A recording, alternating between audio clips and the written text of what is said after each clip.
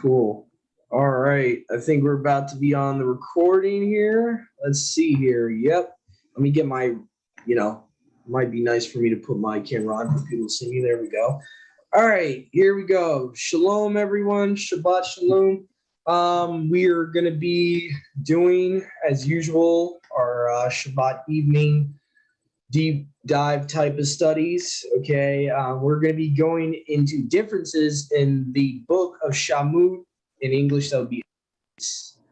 Okay, so this is going to deal with variants versus the Masoretic text and the Septuagint. And just a short, brief summary: the Septuagint is the actual legitimate. Cool. Actually. My browser's taking a lot longer than usual. Yeah, so basically the Septuagint, while it's buffering here, is basically the Tanakh, aka Old Testament, the sign his disciples used. We have a copy of that today, a copy of that today, basically a Latin copy for the most part, the Codex Vaticanus, and the other Old Testament Tanakh everyone is used to is the MT Masoretic text, which is according to Wikipedia, it is the canon manuscript of rabbinical Judaism. That's their Tanakh. That's theirs. So don't want to get into the whole history of how the Protestant reformers made a huge boo-boo by trusting in the rabbinical scribes for their Old Testament, but I don't want to get into the whole thing about that.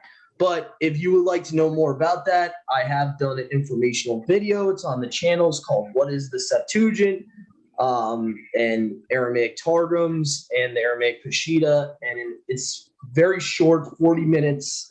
It gets down to the nuts and bolts for babies that don't know much about it. So anyway, please check that out if you're interested. So right here, I almost finished the whole document, so we're going to get into it. I only had like 1 or 2 chapters left to test out. We're probably not going to get through the whole thing tonight, just to let the viewers and listeners know. Probably that's not going to happen, but we'll try to get as far as possible. So my first bullet point here we have is Exodus chapter 1, verse 11. So we're going to go to that one first. Exodus 1:11, it seems like the Masoretic leaves out something very important historically, and I'll get into a brief touch on that once we read the verse. I'll go into how even extra biblical historical literature sides with the Septuagint version of that verse and why it's important that this place is omitted from the text. Okay, so we'll go to, it's going to be Exodus 1, verse 11. So chapter 1 of Exodus, verse 11. Okay, no problem, sis. Thank you for inviting more people. I appreciate it. So let's see here. So obviously on the right side, LXXC, that will be the Septuagint. King James uses the Masoretic text, so that's on the left side. Okay, so here we go. It says here, and set over them taskmasters. So this is talking about the Pharaoh of Moses' time. He set over them taskmasters who should afflict them in their works, and they built strong cities for Pharaoh. Now, catch the difference here. Both Pitho, Ramesses, and On, which is Heliopolis. Now, your Masoretic text decides, oh, we don't need that city in there. Let's take that out. Why that's important, that's in the LXX, multiple extra biblical texts, and I'm not saying they're scripture. Please don't misunderstand me. I'm not saying they're scripture, but multiple extra biblical books that have some historical importance to them expound on this place, Heliopolis, and that basically it's the city that please forgive me if I get this incorrect, but I believe one extra biblical book I know actually talks about Heliopolis is the place where Joseph's wife grew up, and she's the daughter of Pharaoh. I forget exactly if she's the daughter of Pharaoh or she's somehow related to the Pharaoh in Joseph's time. So this place, Heliopolis, does have huge importance in biblical history. And it's very bad that it's left out in the Masoretic text, in my opinion. It's very bad. No, I do not consider Jubilee scripture, but it does agree with the Septuagint rendering of this verse. So I just thought it'd be interesting to reference that. Go ahead, Brother Joshua. Maybe I'm getting mixed up with something, but doesn't it say, like, in canon itself that his wife, like the father of Joseph's wife, was the priest of On?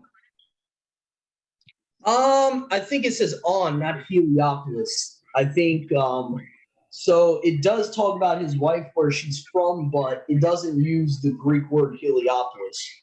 They're the same though, aren't they? On, that's what the same, but most people wouldn't recognize Heliopolis as On. And I think that's why the Septuagint literally says that here. It says which is Heliopolis. So it's actually giving you, in a way, it's equating it as the same place, what you're talking about, adding to what you're talking about. So many people, though, that have a Masoretic Old Testament would not know that. They would not know Heliopolis is the same physical geographical location as On. In Egypt. So Heliopolis is like the Greek word for On. And not many people would know that. And it kind of fills in a little bit of dots because there's other, but I forget if the New Covenant scriptures directly says where, Mom, is there a verse in the New Covenant scriptures that says that? Where Joseph's wife was from and that she was the daughter? No, I think that's apocryphal literature from what I remember, if I'm not mistaken. It talks about she's the daughter of so-and-so, a priest of Heliopolis, if I'm not mistaken. I know, like I said, the book I referenced before, I don't believe it's scripture, but it does literally say that word for word. And I think other texts, possibly Jasher might reference it too, but there's multiple apocryphal historical accounts that would agree with the Septuagint here. I don't know if the New Covenant scriptures, though, tell you verbatim. I could be wrong. I just never seen it in the New Covenant scriptures. From what I've read, I've never seen it verbatimly talk about his wife and who she's the daughter of and all that. So I would have to look back. I'm not too sure about it, but I do remember in those apocryphal sources, it does agree with the LXX rendering. And that's the only reason I'm mentioning those historical books, is because it matches it versus the Masoretic text, which, if you haven't found out by now, sometimes tries to rewrite history or omit history. Go ahead, Brother Joshua. It wouldn't be. I don't know why it would be in the New Covenant text. I don't think it talks about Joseph in it. Maybe it does, but I was talking about in Genesis. It actually does in Genesis 41:45. Okay. And Pharaoh called the name of Joseph Tanak. I think I pronounced it right. And he gave him Asenath, the daughter of Potiphar, priest of Heliopolis, to wife. That's in the LXX. The Masoretic says priest of On. Okay. All right. That's cool. All right. I'm glad that it does say it in the canon. I'm glad that it does. Maybe I should make a little notation on Exodus 1:11 here, a little parentheses here, a little footnote. So it's Genesis chapter 41, 45. All right. Thank you for bringing that up. Thank you for correcting me there. I didn't realize that it was even in the Torah. That's interesting. Okay, so now we're going to the next bullet point here where, again, there's a huge difference. This, you could say it's just a wording difference, but to me it's kind of different because I think all of us would agree the word on and by are not the same word. So I think we would agree that doesn't mean the same thing. So on the well meaning you're sitting on the well versus by the well means you're next to the well. So definitely not exactly the same thing. So the LXX of Exodus chapter 2, verse 25, the Septuagint of Exodus 2:25 says that it's on the well. The person was sitting on the well, and I believe this is talking about Masha. And the Masoretic would say he's sitting by the well. So I'm going to show you guys what I'm talking about here. Let me make sure the shared screen is going all the way full through. Usually, let me just see here. Yeah, share the whole screen. So that way I don't have to do a new shared screen every time. Okay, so we're going to go to Exodus 2:25 right now. All right, so let's see here. Exodus chapter 2, verse 25. Okay. All right. Here we go. And Elohim looked upon the children of Yashrael and, oh, my bad. Okay, hold on a second. Maybe I must have got the chapters wrong. Let me see here. Let's see for a second. Sometimes my bullet points get screwed up.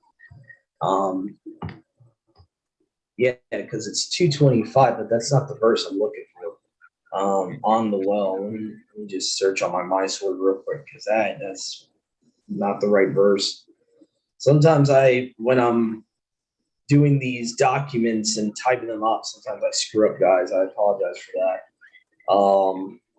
Let's see here. Exodus, search the book of Exodus. On the well.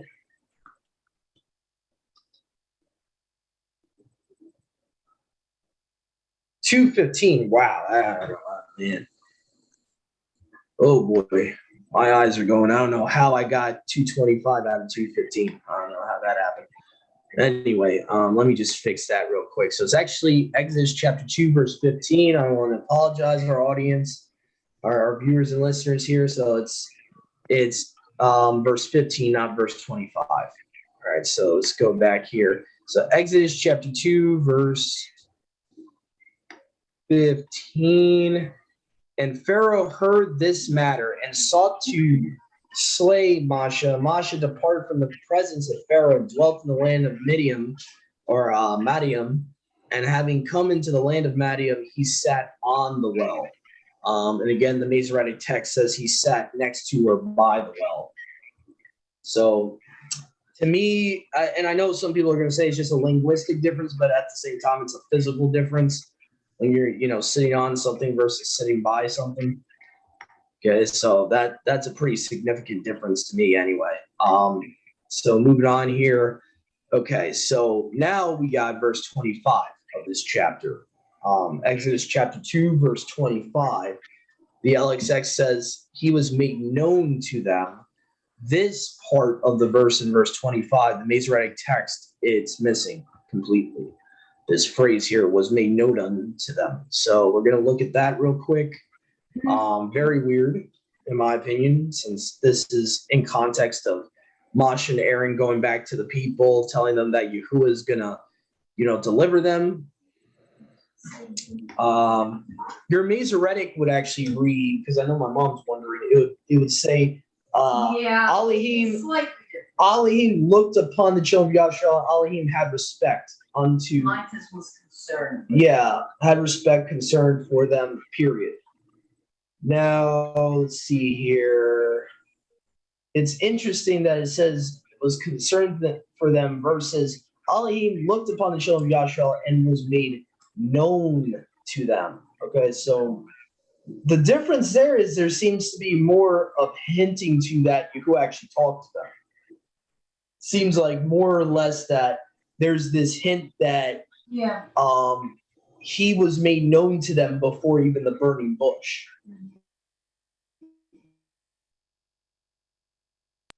He's like, he's not revealing himself to them yet, but in the Septuagint version, it does seem like he's revealing himself to them. It's saying he was made known unto them. So, I don't know. I could be reading too much into that, but that seems like a significant difference there in verse 25 of Exodus chapter 2. Okay. You know what? This is not that much of a significant difference, but it's interesting to note that in verse 14 of chapter 3, the LXX says the being, or the one who exists. It gives you the definition of the Hebrew Ahaya Ashar Ahaya, which in English is I am that I am. So instead of the Septuagint saying I am that I am, he says I am the being.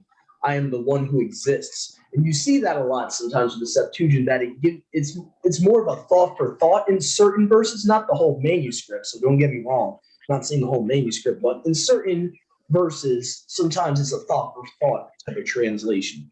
So the being would refer to, the idea that Ahaya Asher Ahaya means I am he who exists, the ever existing one. So, anyway, I just thought that was an interesting difference, not a major difference, but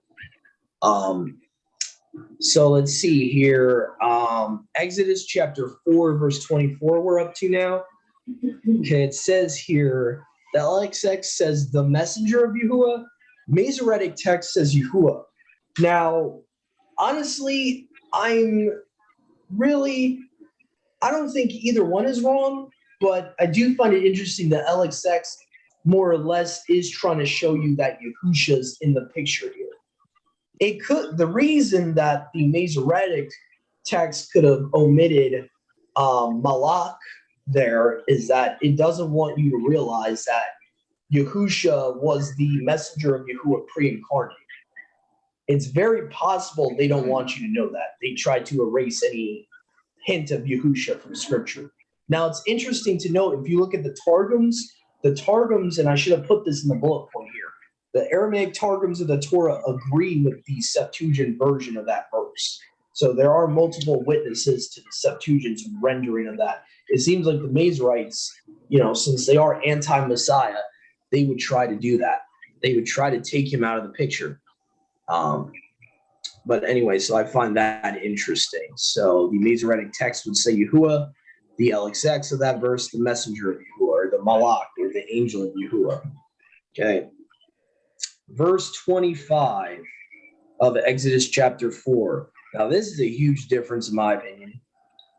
Exodus chapter 4, verse 25, the LXX says, the blood of my son's circumcision is staunch, which I believe, Mom, staunched, what would that mean? Stopped or atoned for? I'm pretty sure that gives like some type of a reference of like, it's Yahuwah's displeasure would have been, what is it called?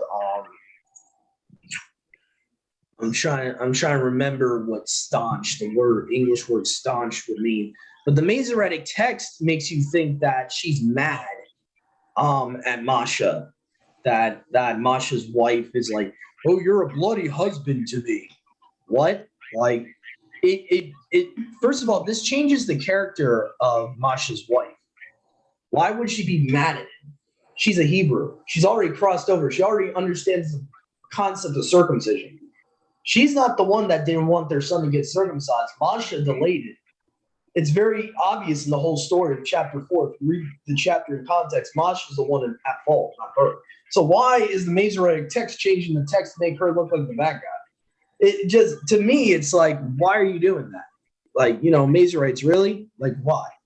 Okay, so this, you got to realize too, like the Midianites, supposedly the Midian at this point in time, they were Hebrew spiritually. They knew his Torah. It's not like this is something new for her. So this makes no logical sense with the Masoretic text. Go ahead, Brother Joshua. I see your hands up. Staunch just means stopped. The blood stopped. Yeah. When he's done, I'd like to make a comment, just a suggestion or something you can look into.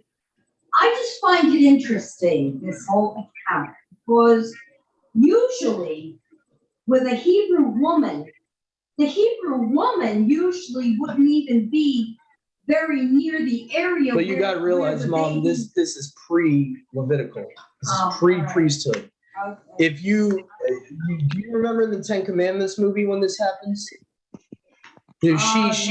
She's at, basically the context of it, Mom, is that it's past the 8th day. Masha messes up, doesn't circumcise his son on the 8th day. The messenger of Yahuwah is about to come and take Masha's life. That's right. But we also have to understand there's no Levitical priesthood at this point. There is no temple to be circumcising the baby. Right. Okay, so what we got to understand is contextually, chronologically in history, this is like right before the Levitical priesthood is created. At this point in time, historically, in the history of Israel, there's no other way for them to do the circumcision than at Moshe's own home with his wife. There's no other. It's just interesting that she was the one that wound up having to do it. You know what I mean? Well, you got to remember too, though, what was Moshe doing at that point in time? He was being concerned with the Israelites. He was being concerned with getting them out of Egypt, right? So he's kind of doing double duty. So he got to realize Moshe had a lot on his plate at that point in time. He had a lot. But I think also Moshe was he was being partial in the Torah, and every one of us have messed up. But he was being partial. For some reason, he delayed the circumcision. The text doesn't really tell us why, but Yahushua pre-incarnate here is like pretty much about to take his life. And then the Septuagint makes it, I believe the Septuagint's account is the accurate account. Yeah, it Because is. it says, you're basically the blood has staunched, meaning the guilt of my husband is stopped by the blood of the circumcision. It's the context, which you see in the Targums. The Targums worded like that. Like, this blood of circumcision has atoned for my husband's life. So you see that the odd man out here is the Masoretic text. The odd man out. Oh, yeah. And it makes the wife look stupid, like she doesn't know that circumcision is part of Torah. I mean, she's married to a guy that's pretty much from a priestly family. I'm pretty sure he would have told her right away about like the Torah and stuff. Like, she's not gonna, not know about this. So the Masoretic text just makes no sense. And I've seen this, Mom, with other women. Yeah. Other women of our faith, our spiritual ancestors, as far as like, Rachel and all them. There's certain places the Masoretic text where it makes them out to be the bad guy, makes them out to be the villain for no reason. And you'll see that in other places when we do our Genesis study eventually.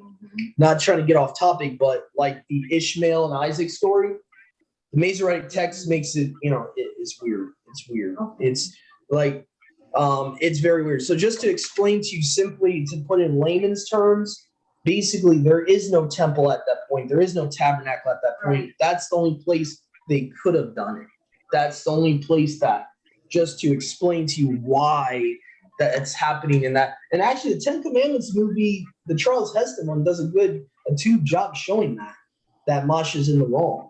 So I'm kind of surprised because there seems to be got a good wife. Seems to be Jewish influence in that director, but it seems that he used the correct account there. But we don't anyway. see the other wife stepping in to do this. No, he doesn't have another one at that point. Who was the Zipporah. Yeah, I know, but he's supposed no, to not right away. Oh, I'm sorry. I don't need to jump on. No, it's okay, Mom. Like that, many of us are ignorant of like the timeline of all that. Okay. Like, he didn't have two wives right away. Oh, okay. Zipporah was his first wife. Right. Like, if you look at the whole book of Exodus, Zipporah. She was the real wife. Yeah, well, let's not go off the tangent here with your biases here. Let's not go on a tangent, please. All right. Go ahead, Brother Joshua. So based off of that parable in Hanuk about the animals, that parallels the all the way from the flood all the way up until Moshe's time. Based off of that, it seems that Zipporah's family would have been directly from Abraham, from a different forget who it was, but so they would have known about it even without Moshe coming to them. They would have known about circumcision, or they should have. Yeah, I've heard that echoed in other traditional accounts that are outside of Enoch too. There's multiple sources for that.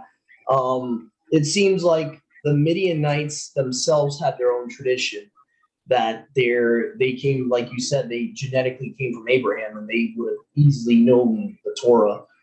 So the Masoretic text, for no reason, changes her into a villain. For no reason, just the rabbinical tradition, probably some stupid rabbinical tradition.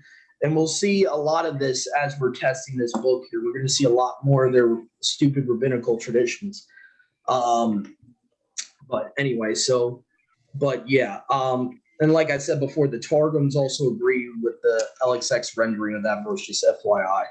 All of them do. So just moving on here. Okay, another small difference that you'll sometimes see with the Greek versus the Hebrew. Sometimes the LXX uses the title of Elohim, Theos, instead of Yahuwah being in the verse when referring to the Father. So sometimes that happens, where sometimes I personally prefer Yahuwah's name being there. So in that instance, I would say, I would go with the Masoretic text. Obviously, Elohim's not a name, it's a title.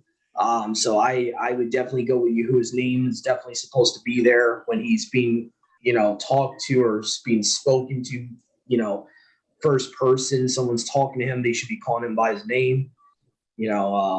Exodus, what is it? Exodus 3, not Exodus 3, Exodus 6, when he, so my name, Yahuwah, was not made known to them. This is the controversy that most people point to, and they say that no one knew his name. Abraham, Isaac, and Jacob did not know his name.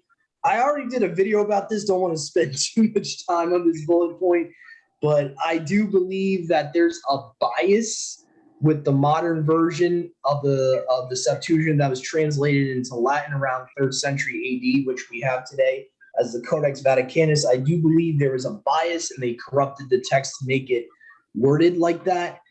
Because in Christianity, they have that tradition too, that, no one knew Yahuwah's name until Masha came around, until Moses came around. If you look at the majority of the manuscripts, all of them differ from that wording of the phrase. Almost every other manuscript says that Yahuwah poses it as a question. Did they not know my name, Yahuwah? So it's, like I said, it really depends on the translator, number one. The translator can have a bias, like Sir Lancelot Breton, when he's translating the Greek into English, can have a bias, number one. Or you can have a bias when it was translated to Latin at the Vatican around St. Jerome's time period. So I would have to go with the Masoretic on that one. There's overwhelming evidence that phrase has been misworded in our modern copy of the LXX there. So that's just my opinion. But, I don't think it's a big deal if you think otherwise. But anyway, there, like I said, if you want to know more about that subject, go and watch the video. Did Abraham, Isaac, and Jacob not know Yahuwah's name? I do have a study about that on the channel. Okay. So anyway. All right. So Exodus 6, verse 7. Here we're back to the real big differences here. Exodus 6, verse 7, interestingly, in the Septuagint says tyranny, the tyranny of these Egyptian taskmasters versus the burden. So I find it interesting that it's a little stronger, it seems like, in the Septuagint. So I'm going to show you guys what I'm talking about. So Exodus 6, verse 7.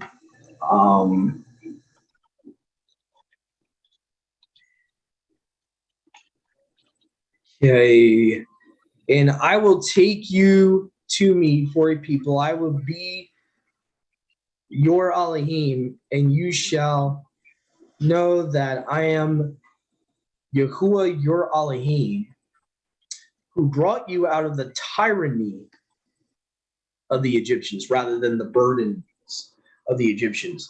And I don't know, Mom, is that a translator issue for the Masoretic text? Does it say burden in the NIV?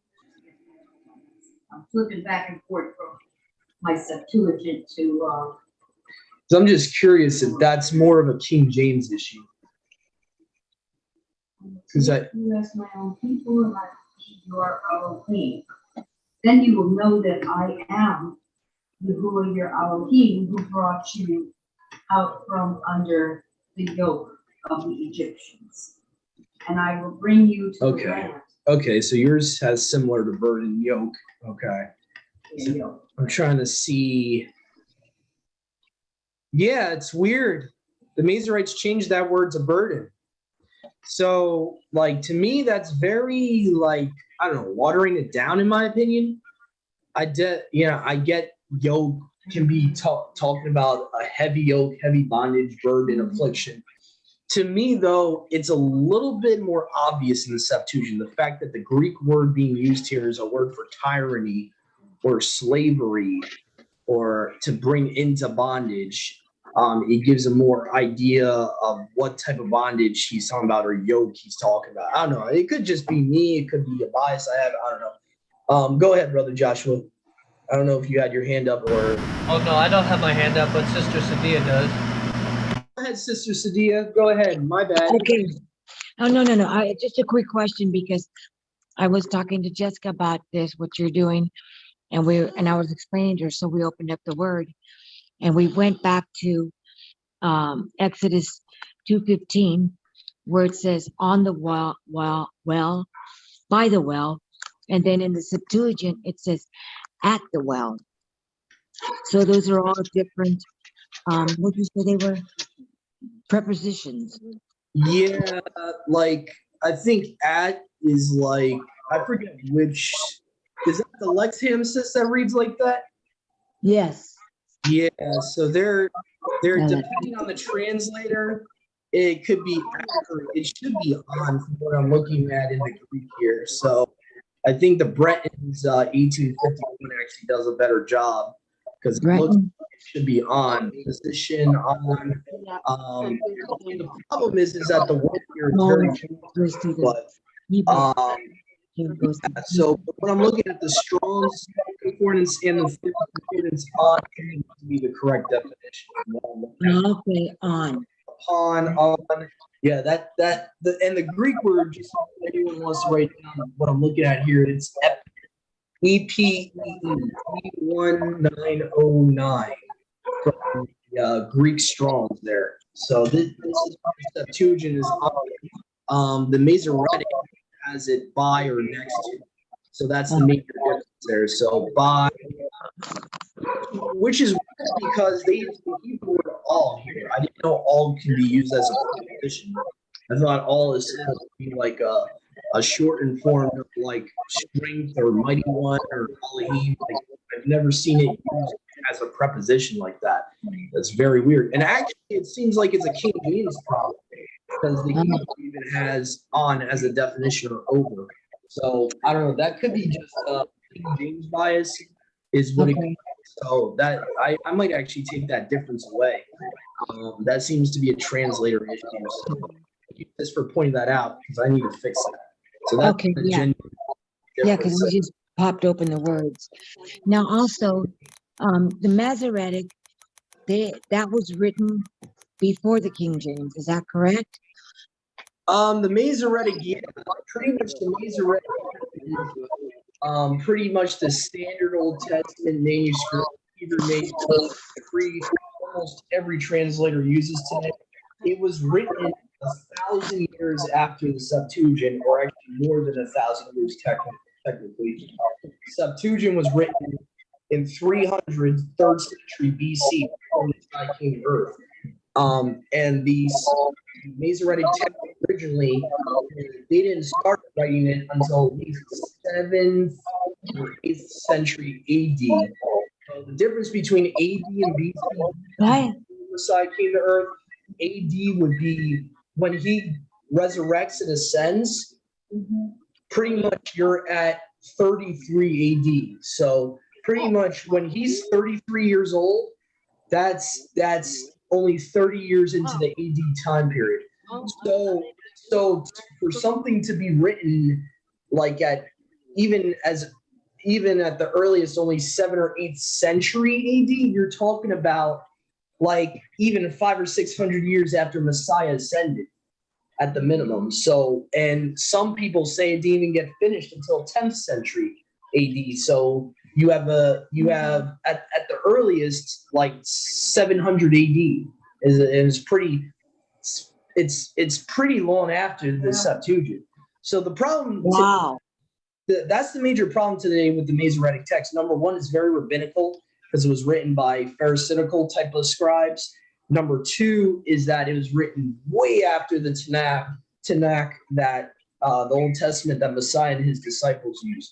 So it was written so far down the line that You're talking about post destruction of the temple. You're talking about post, like this is all the way, you're already at 1,000 years into AD by the time the Masoretic text is finished.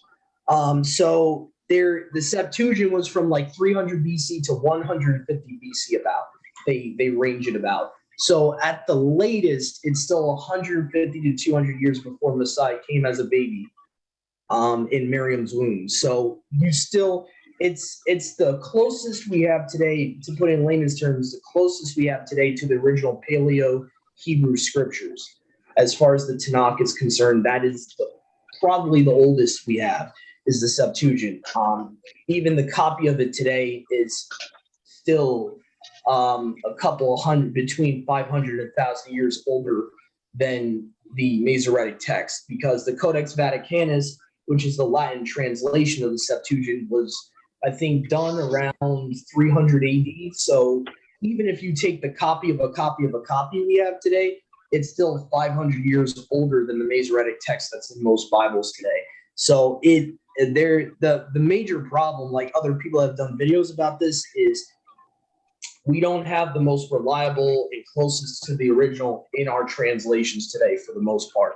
Most translators have trusted in this rabbinical anti-Messiah type of Tanakh, and they just by tradition, just by, the Protestant reformers trusted it, so we should be able to trust in it. And there's no like questioning it. If you question in it, you're anti-Hebrew if you question it, or well, why are you trusting in the Greek? The Greek oppressed our people.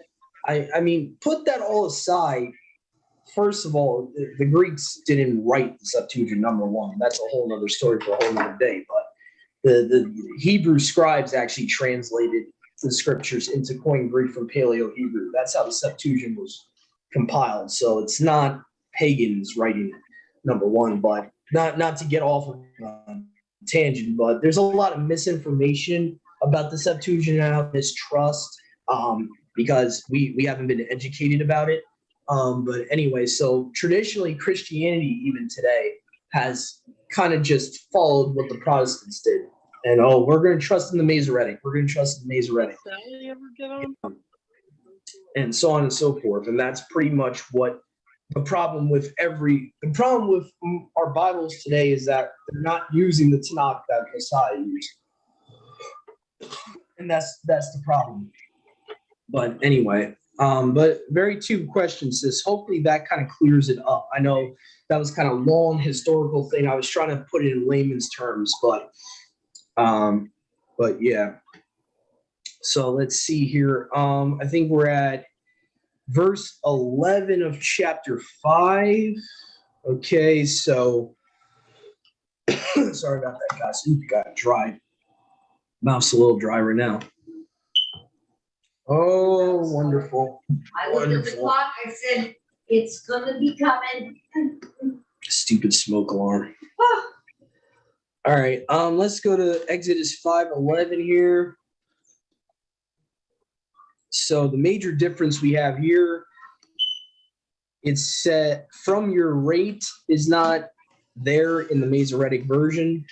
So this gives you a little bit more context, what is being said here by the taskmasters of the Egyptians to the Israelites, and that they're basically giving them the edict that Pharaoh passed, that you're gonna have to gather the straw, and the rate is not going to be diminished. But unfortunately, the Masoretic text, for whatever reason, omits that phrase from your rate. So you're left wondering in the verse what's not being diminished. I mean, you can kind of get the context. If you look at the context of the verse, you can get what is talking about being diminished, but I don't understand why they would take out that phrase. It really doesn't make sense to me. So that was Exodus chapter 5, verse 11. So the LXX lets you know what's not being diminished is their daily rate of straw being gathered. So very important there. Go ahead, Brother Joshua. When it says in the KJV there, yet not out of your work shall be diminished, that's not the same thing? Oh, okay. I didn't see that. Okay, so let me see here. Okay, I see what he does. He uses work instead of rate. You're right. Okay. Yeah, that's my mess up there. Okay, I didn't see that there. All right. All right, so I'll have to delete that bullet point there. So that's not a difference there. It's just different English wording in the translation there. Okay. All right, so we're gonna move on, I think, to verse 16 here of that same chapter. You will therefore injure your people. Masoretic text says, but the fault is in your own people. Very interesting wording difference. It's talking about, let's go to the actual chapter here to get the context. So it says, the taskmasters hasten them, and the accountants of the race, the children of Yashrel. All right, he checks their complaints. All right, so the accountants of the children of Yashrel went in and cried to Pharaoh, saying, why do you act thus to your servants? Verse 16 is where the difference comes. It says here, straw is not given to your servants. They tell us to make brick. Behold, your servants have been scourged. You will therefore injure your people. So what's interesting here is they are actually acknowledging Pharaoh's rulership over them. They're considered, as one with the Egyptian people. So they're saying, you're going to injure us. What are you doing? Versus the Masoretic version is saying, but the fault is in your own people. So it's weird because it's like the Masoretic text is actually taking the fault from Pharaoh, which it should be on him, and putting it on the Egyptians as a whole. The Septuagint is focusing on Pharaoh because Pharaoh's the one that gave the edict. It is his fault. So, in my opinion, I side with the Septuagint in this verse because when you look at the context, the Israelites are saying to him, "Listen, you're putting this harsh affliction on your people." So it's very interesting the way it's worded in the LXX. It actually makes a little bit more sense, in my opinion. The Masoretic text, I don't know, it's weird the way it's worded. It's almost like ecumenicalizing the blame, which would be weird because Pharaoh is the king of Egypt. He's the one that pretty much all the Egyptians have to be subject to. So to me, it's not really fair to be lumping them all in with the fault when they're the ones obeying the orders of Pharaoh. If that makes any sense, that to me, I trust LXX rendering in that verse. So anyway, moving on to verse 17 here, I also have a note in chapter 5 for verse 17. Again, the LXX, the Septuagint, has Elohim, so it's using the title of Elohim for Yahuwah here. And in the Masoretic text, it actually has Yahuwah's name. So again, when you get into cases like this with, obviously today we don't have the originals of anything. We have copies of copies of copies. Sometimes you do have to go with the other manuscript in a verse when the overall character, what I usually do is I let Yahuwah's Ruach lead, and I usually let him lead me to show me what makes the most sense in his character in each and every verse.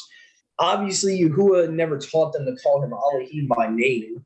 This tradition didn't come until post-Babylonian captivity and all that. So I definitely agree with the Tetragrammaton being there in the Masoretic text of Exodus 5, verse 17. Like, Mom, in English, your translation would have the Lord, right? Yeah. Yeah. So Yahuwah is supposed to be there in that verse. So FYI, those that don't know it, any Bible you have, you can look at the preface of your Bible. I don't know if any of our guests are aware of this. They let you know that they've substituted the Tetragrammaton, the YHUH, YHWH, with the Lord on purpose. They let you know in the preface. So just to let you know, there is proof why we believe, his name is not the Lord. They actually tell you in your own Bible. So anyway, I didn't want to go too much in a tangent there, but just letting you know why I'm saying Yahuwah and not the Lord. Okay.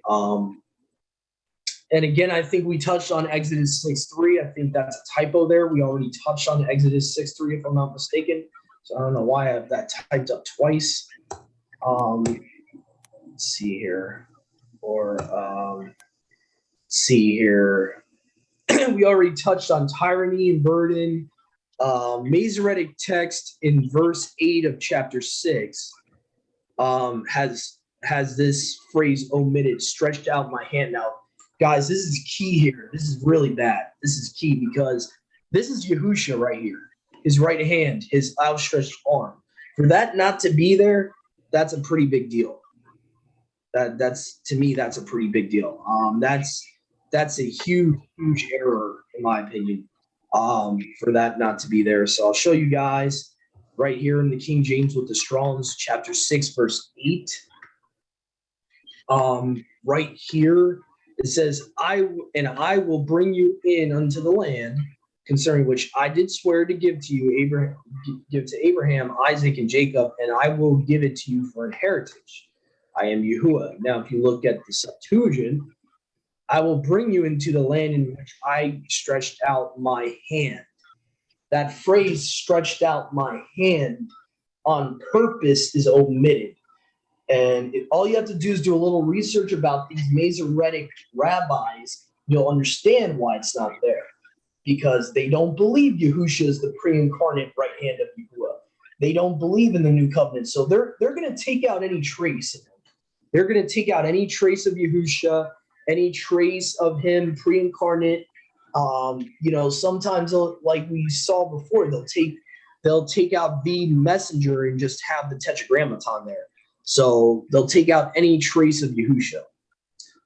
So I do think that's a legitimate difference there, a huge variant, in my opinion.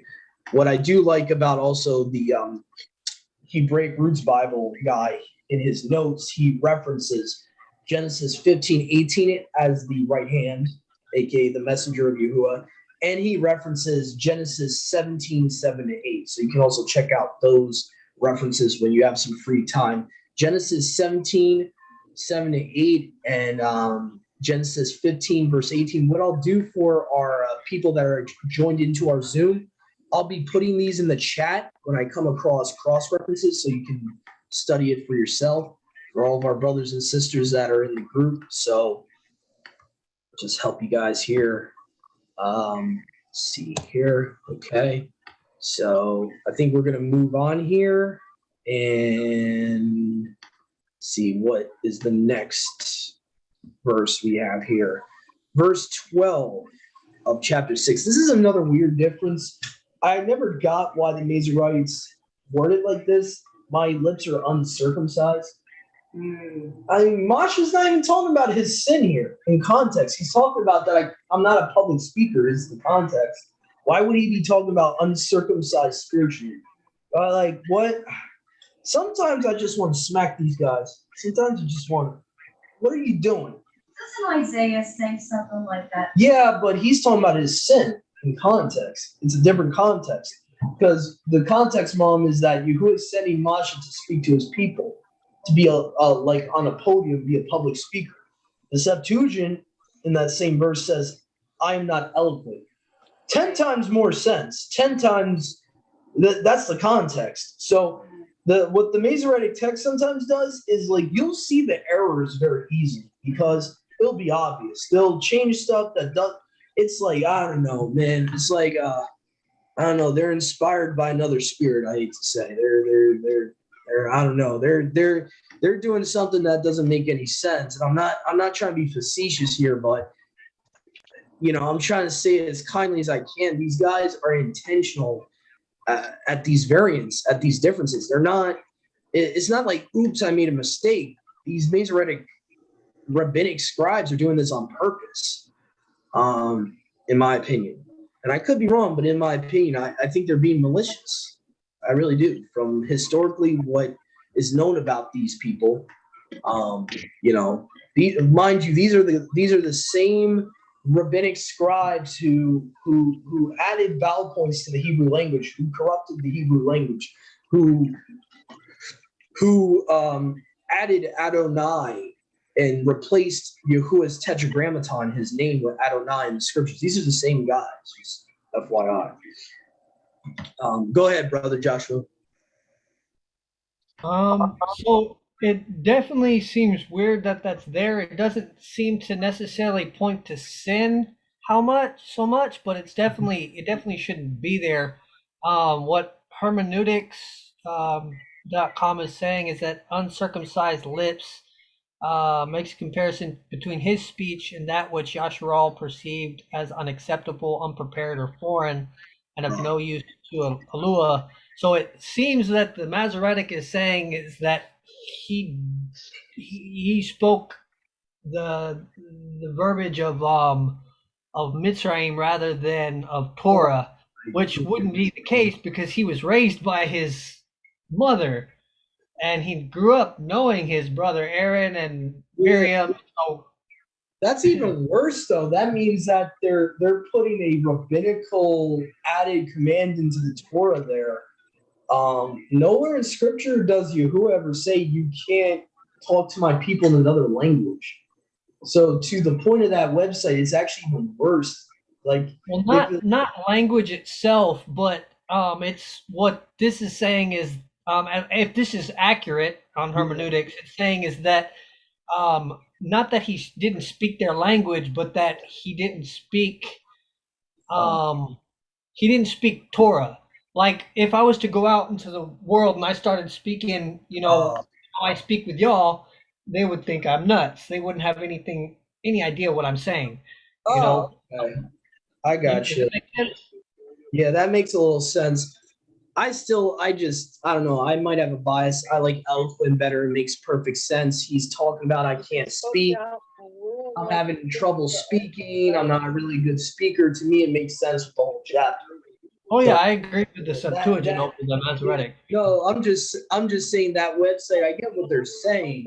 It's still weird that word's there at all in the Masoretic. That type of word. I don't know. They got some weird rabbinic stuff. I swear. Sometimes it's like, oh, I know, Mom. The NIV probably does side with LXX in this verse. I wouldn't be surprised. Yeah, go ahead and read it. It just says faltering. Faltering.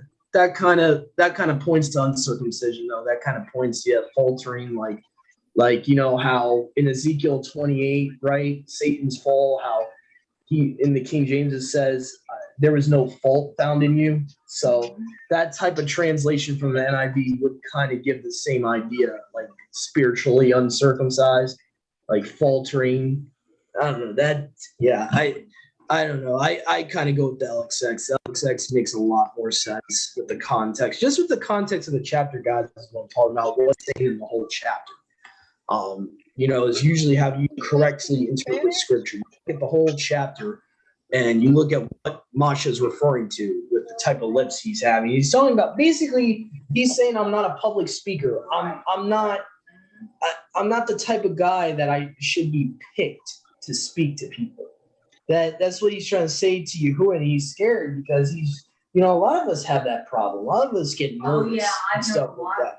So, to me, it makes more sense, but I could be wrong.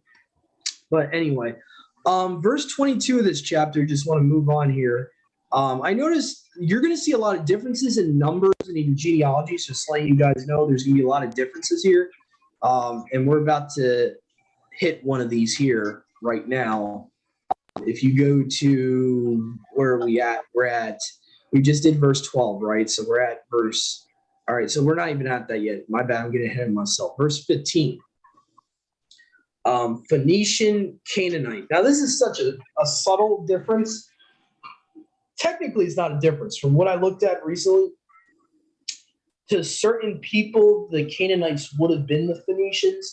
So it's like a subtle difference, but I do find it interesting for certain places instead of Canaanites, they're considered Phoenicians.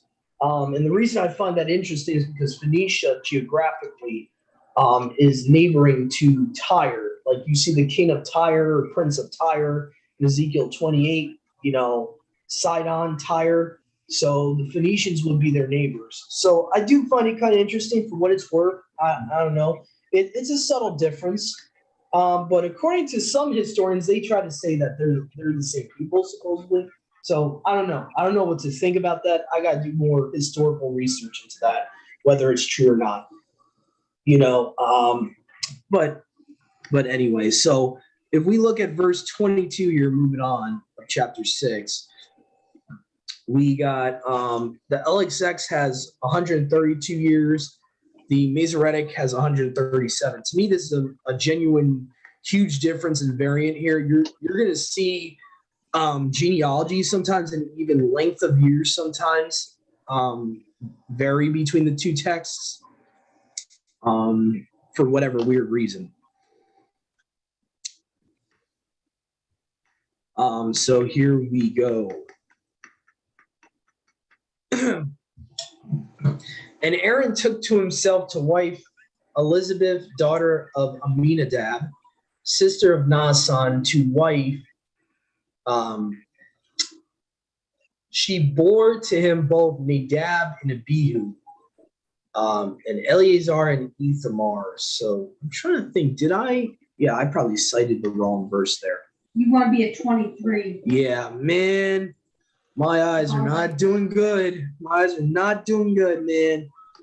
All right, verse 23. My bad about that, guys. All right.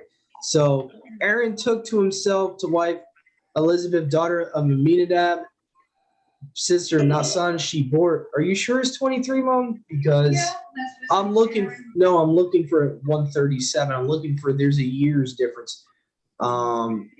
Yeah, here we go. No, it's verse 20. Oh, all right. Says Amram took to wife. Actually, it's verse 20. Yeah. So Amram took to wife Jochebed, the daughter of his father's brother. So as you see here, it's pre-law of Moses, pre-Levitical priesthood.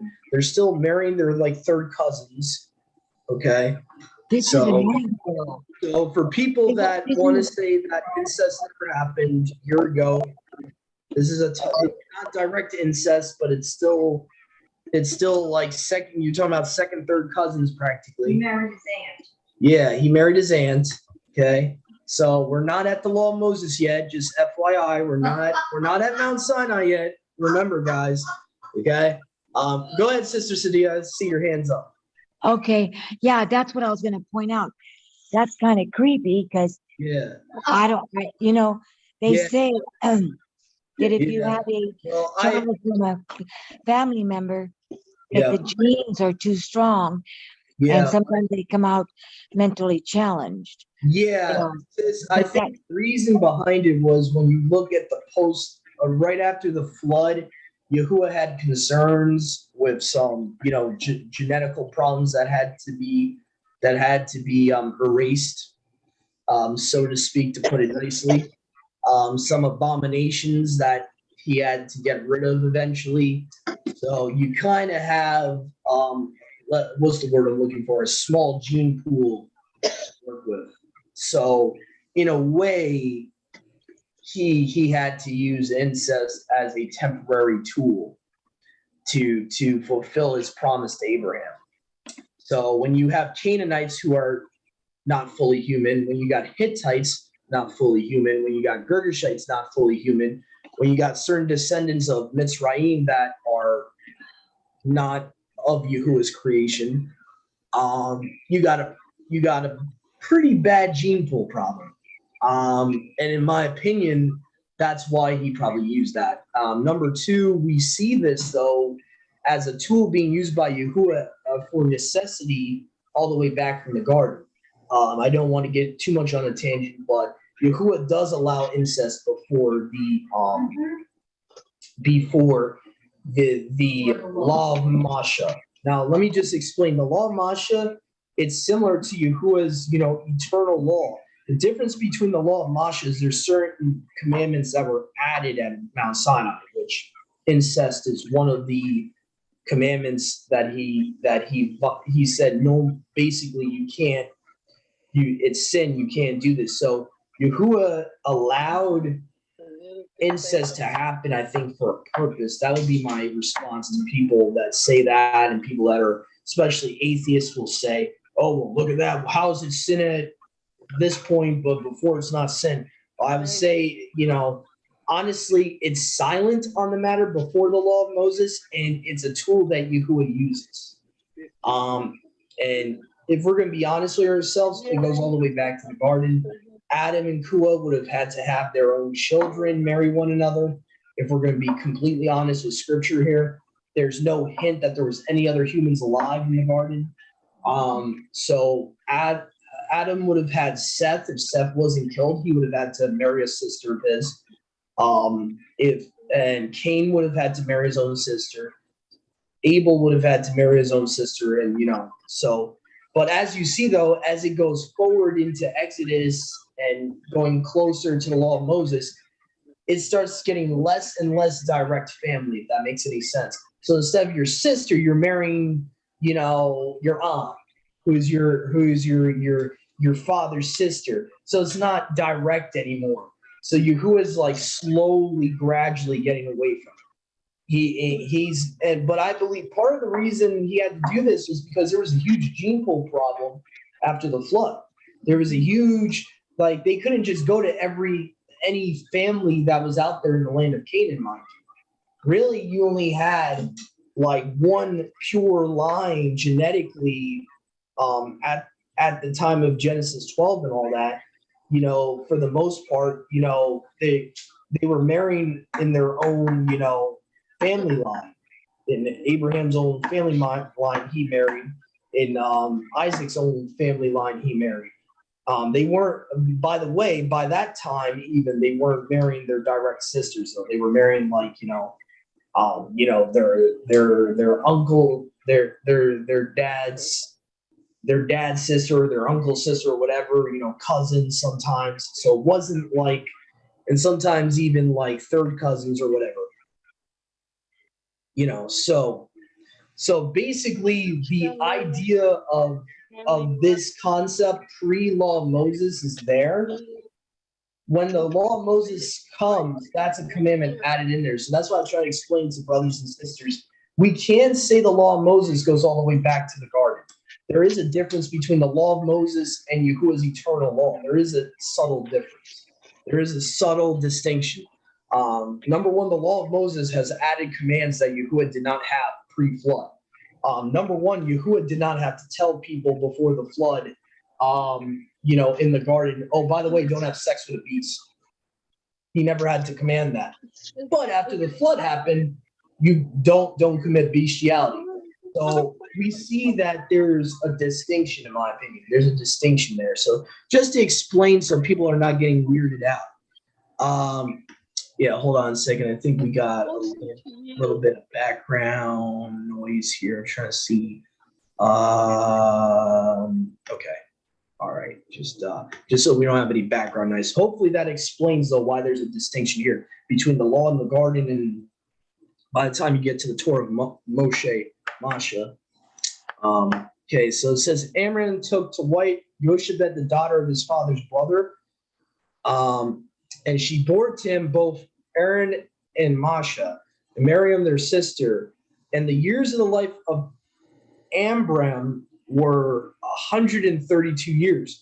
Now the Masoretic says 137. Oh, yeah. For whatever reason, and not to spend too much time on this, but the Masoretic sometimes will make the genealogies longer to basically,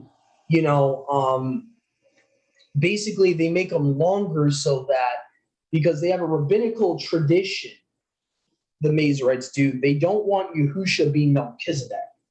So what they do to make it look like Shem lived long enough to meet Abraham as Melchizedek, they change the genealogies. They're very subtle.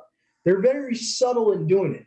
And if you track the two versions of the genealogies of Genesis, like the Masoretic version of Genesis and the LXX version of Genesis, the genealogies are always differing in years. And it's literally on purpose. So anyway, just to explain why they would want to change the genealogies, that's one of the main reasons, if not the main reason, in my opinion. So that's very verbally said in their Talmud that they believe Shem is Melchizedek, because obviously they don't believe Yahushua's the Messiah. So, they got to figure out a loophole in what is it, Mom? Genesis 18? Or no, when does Melchizedek come to Abraham with the wine and the bread? Not sure. Yeah, so I would have to check. Oh no, Genesis 14, my bad, 14. So that's when he rescues Lot and all that. So Right. Anyway, so moving on. So we're gonna go to verse 26 of chapter 6 of Exodus.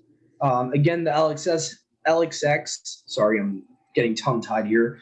The Septuagint has Elohim, and the Masoretic text again has Yahuwah. So obviously, in my opinion here, I would go with the Masoretic text, the fact that it's honoring the Father's name there in that particular verse. And it's not always the Masoretic that has Yahuwah. Sometimes it's vice versa. So again, we're dealing with, copy of a copy of a copy of a copy of a manuscript at this point. So just want to reiterate that. Oh, really? Thank you, Brother Joshua, for mentioning that. The verse we previously just looked at, verse 23 is missing Miriam, supposedly. Let me see here. Oh, no, my bad. Verse 20 is missing Miriam. Yeah, very weird. Why would they do that? What would be the purpose of doing that?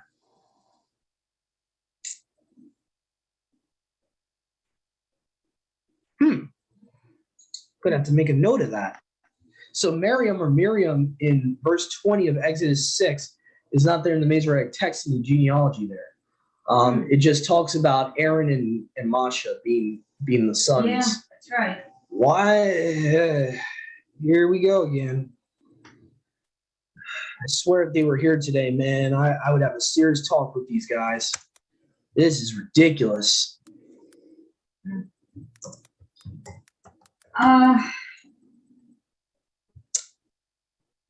Was she involved in actually bringing the Israelites out of Egypt? I mean, was she involved in that whole? Well, yeah, but I don't think that has anything to do with, because this is a genealogy here. This is just talking about a genealogy. Like, for example, the verse starts by saying, Amram took to wife Yoshebed, the daughter of his father's brother. She bore to him both Aaron and Masha and Miriam, their sister. The years of the life of Amram were 132 years. So it's just giving her a general genealogy. So there's no reason for the Masoretic not to have that. No, you're right. That's not right. Yeah. Hopefully they'll get theirs in the millennium. That's all I'm going to say. Going in the millennium, these Masorites, man. I'm getting tired. I'm getting tired of this nonsense. Well, they wouldn't even be in the millennium. They would be judged at the white throne judgment. But anyway, these guys, I'm sorry. I have very little love lost for these guys. I have very little. I'm sorry. This is not like oops. Like I said before, this is not oops. This is not like, oh, I made a mistake. And again, verse 30 again, like we said before with the other verse, chapter 6, verse 30, LXX says, again, a form of not eloquent, not able in speech. Mm-hmm. Masoretic says, or this King James translation of the Masoretic says uncircumcised lips. So again, it's like, why change that? Why? Oh my goodness. All right. Anyway, moving on before I get heated here. All right. Chapter 7, verse 4 of Exodus. LXX says vengeance. Masoretic text says right rulings. This is like a really weird contrast here. So you're talking about two different contexts. One is talking about his judgments, his right rulings, his commandments. The other is talking about Yahuwah repaying on people. His vengeance. Yeah, mine says mighty acts. What verse is that again? 7 verse 7 verse 4, right? Yeah, chapter 7 verse 4. Says, okay, and Pharaoh will not hearken to you, and I will lay my hand upon Egypt, and I will bring out my people, the children of Yasharal, with my power out of the land of Egypt with great vengeance. So again, by great rulings or judgments, in that context, that kind of doesn't make much sense. Because he's talking about like getting revenge on the Egyptians, right? That's the context there. like would be like repaying them for what they did to the Hebrew boys, the firstborn Hebrew babies, so I don't know. I kind of side with vengeance there. And that makes a little bit more sense in the context. Go ahead, Brother Joshua. Not sure which Masoretic text you're pulling from, but that seems to be a translator bias. The KJV is reading great judgments. The word is shafet or shafat, meaning infliction or judgment. So great judgments or great infliction. Yeah, I would say affliction might be a little bit better. That's the only way I could. Well, so let me see here. Let me try the JPS. Maybe they have it correct. They do it just as bad, the JPS tanak, which is interesting because that's the Judaism one. So that's kind of interesting. They don't do it right. Yeah, the ISR does the same thing. Almost all of them translate it like that. I don't know why. It's like they all say judgments. It's weird. I mean, if that word for judgment would be there, maybe condemnation would be better. I know sometimes the word for judgment can also mean damnation or condemnation in the Greek. So even if that word was supposed to be judgment there, maybe it's supposed to be a lot stronger than just judgment. I don't know.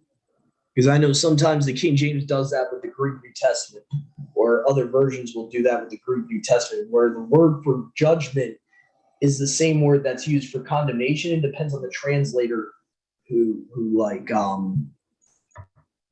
don't know. To me, I think the LXX just words it better. It should be vengeance. Like that's, in the context of the verse, he's taking vengeance on the Egyptians. So to me, it's like really weird. It's like really weird there. Very weird. Let's see here. For some reason now we go to chapter 8, verse 10.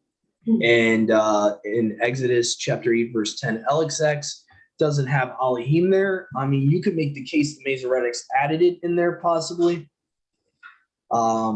It's very possible. And I'll show you what I'm talking about here. Chapter 8, verse 10. It's very possible they could have added it in there. Let me look at the context, because sometimes the Masoretic kind of gets a little redundant sometimes, and they add they copy a word that's already in the verse, and sometimes they have like the same word twice in a verse for no reason. So, yeah. Okay. So in this context, I don't know, I kind of side with the Masoretic in verse 10 here, because our Elohim should be there, I would think. Mine says, Lord our God. Yeah. It says so. The English substitution of God is it's basically not a correct translation. It's a substitution of Elohim or Elohim. So wherever you see in your English Bibles, especially capital G, lowercase O-D, that is Elohim or Elohim. Where you see all caps Lord, that is the English substitution of Yahuwah, Yud, Ha, Ua, Ha. So basically that's just the English translator putting a substitution there, which, like I think I mentioned earlier in the study, they tell you in the preface that they're doing this, that they're not being honest with translating. They're like, oh yeah, we put sovereign Lord. Like so the NLT will say in their preface, oh, where we have the YHWH, we substitute with sovereign Lord, all caps Lord. So they tell you, they're not trying to hide it. They're telling you that they're taking, what is it called, liberties with Abba. Shouldn't be doing. Yahuwah says it's weird substitution. Supposedly you're honoring him by calling him your master, your Lord. And it's a weird, stupid tradition that in religion today, no one wants to use the, real name of the Father. It goes all the way back to the rabbis, same type of rabbis like these Masoretes that in their Talmud, their wonderful Talmud, that says, oh, well, you're taking his name in vain if you call him by the Tetragrammaton, so you shouldn't speak the name. The name is too sacred to be uttered. and all that nonsense. So unfortunately, we when we were raised in the church and Christianity growing up, we're actually inheriting rabbinical garbage traditions as commands, because that type of tradition actually has crept into the Christian church. Because I hear even like people on YouTube talking about the inutterable name, and I'm like smacking my head. I'm like, like why don't we research things? Why don't we look into things instead of just blindly trusting the pastor? It's like, I think it's more horrible for a so-called Christian to do that, because in honestly giving a little mercy to the Jews, they don't have the Savior to be there, to stand in for them like we do. And so they have that fear because they need a Messiah. They need a Savior in order to, for them to feel like they are in back relationship with Father. And that's, I could more understand their point of view than I could a Christian. Yeah. So either way though, both religions though, like blindly hold to that tradition of not wanting to utter the Father's name because supposedly it's too quote unquote sacred to be uttered. Right. I've heard that tradition all my life, never understood where it came from until I researched it, that it's a rabbinical Talmudic doctrine that is taught throughout many traditions, has seeped in many traditions. If you got like an Orthodox Jewish Bible, I'm pretty sure Genesis 1:1 would say, in the beginning Hashem created. They literally will not want to say the name. They will choose these replacements, substitutions like Hashem, which in English means the name. It's like, what is the name though? Because every religion, pagan religion, knows their mighty one, knows them personally by their name. Even the pagans know their own mighty ones by their name. They don't call their mighty one, mighty one, or deity. So it's like, why do we not know the name of the true creator? I don't know. That's just something to think about. It's kind of ridiculous to me. But anyway, that's another stupid rabbinical tradition that the Masoretes would hold to. And by the way, like I said earlier, that's the purpose of the vowel points, and why they put vowel points on the Tetragrammaton is to actually indicate when they saw in the scrolls YHWH, those stupid little vowel points would tell the reader, say Adonai. That's the reason. That and of course we're not taught that today because there's a whole agenda. Yeah. So what you're saying is, like talking about changing the name, U before W, correct? Yeah. So that goes all the way back, says to the Masoretes too. At some point in time, started incorporating Germanic influence. So you had influence from the other nations' languages that were changing, and the vowel points, they changed the U to a W, the A to an E. Even the W became a V at some point. That's how you get That's how you get that. But at least people that are doing that, sis, at least they're trying to honor the name that they know. Yes. I give people a lot more credit when they're at least trying. Okay, yeah. Good. Rather than our brothers and sisters in Torah that just want to, compromise and use Lord and God and not use the Tetragrammaton and just want to say it doesn't matter. It does matter because Yahuwah all over his word says, why do you hate my name? Why do you despise my name? Why don't you want to call me by my name? And it's like, it's a thing he took with the Levites in Malachi. He's like, why do you despise my name? The Levites even at one point did that, But anyway, I want to get off that rabbit trail, but it's really important. His name is very important. Yeah. So moving on to verse 20 in chapter 8. The Septuagint says in the wilderness, and it seems like this phrase is not there in the Masoretic. So we're going to look at the context here in Exodus 8, verse 20. Okay, so 8, verse 20. Oh, my mic was turned off. Doug, Dennis said Yeah. something just a little while ago that I'd like to Okay. what you got to say about it. Say again, Dennis. Go ahead, Brother Dennis. Since the Jews, the Babylonian Jews, Try to get closer to the phone, bro. loved each other, it would not surprise me. I can't hear you. Hold on. How about now? Nah, you got, I don't know. I think there's a volume issue. So I can hear Shoshana, but not you. Okay, I will repeat what Dennis said. Yeah.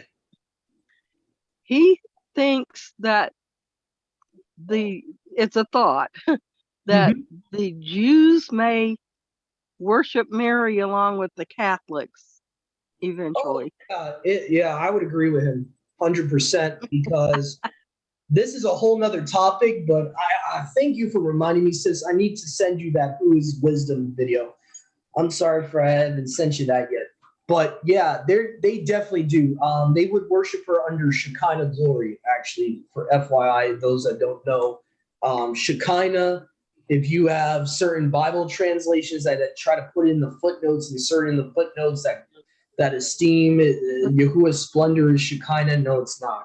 Shekinah is a Zoharistic, Kabbalistic false understanding that they attribute and try to turn the Father into this like hermaphrodite type of deity that would be part female, part male. So the Shekinah glory, as you hear some pastors refer to it, that is not biblical whatsoever. The Masoretic text does not have Shekinah anywhere in the text. And I believe it's just another version of Ishtar, Semiramis, Isis. Right. So I would say he's right on point, sis. Brother Dennis is right on point. I agree with him 100%. I was beginning to think that maybe he was, and would like to know what you thought about it. Oh yeah, 100%. I agree with him. Yep. So here they've never done this before, so this would be a whole new ball game. Oh wow. Yeah, definitely interesting. So back to verse 20 here. It says we see here the issue here is it says that they may serve me. Where are they serving him? Masoretes, because you're not letting us know what's going on here. Where are they going to serve him? That they may serve me in the wilderness. That might be important to include in the verse. There, because it literally says, lo, he comes forth to the waters, saying to him, thus says Yahuwah, let my people go that they may serve me. It's not telling you where Yahuwah is bringing them to. It just says, let them go that may serve me. Where? So again, very weird. I don't know, weird stuff that they want to leave out. It's like, it's almost like on purpose. They want us to be confused. I don't know.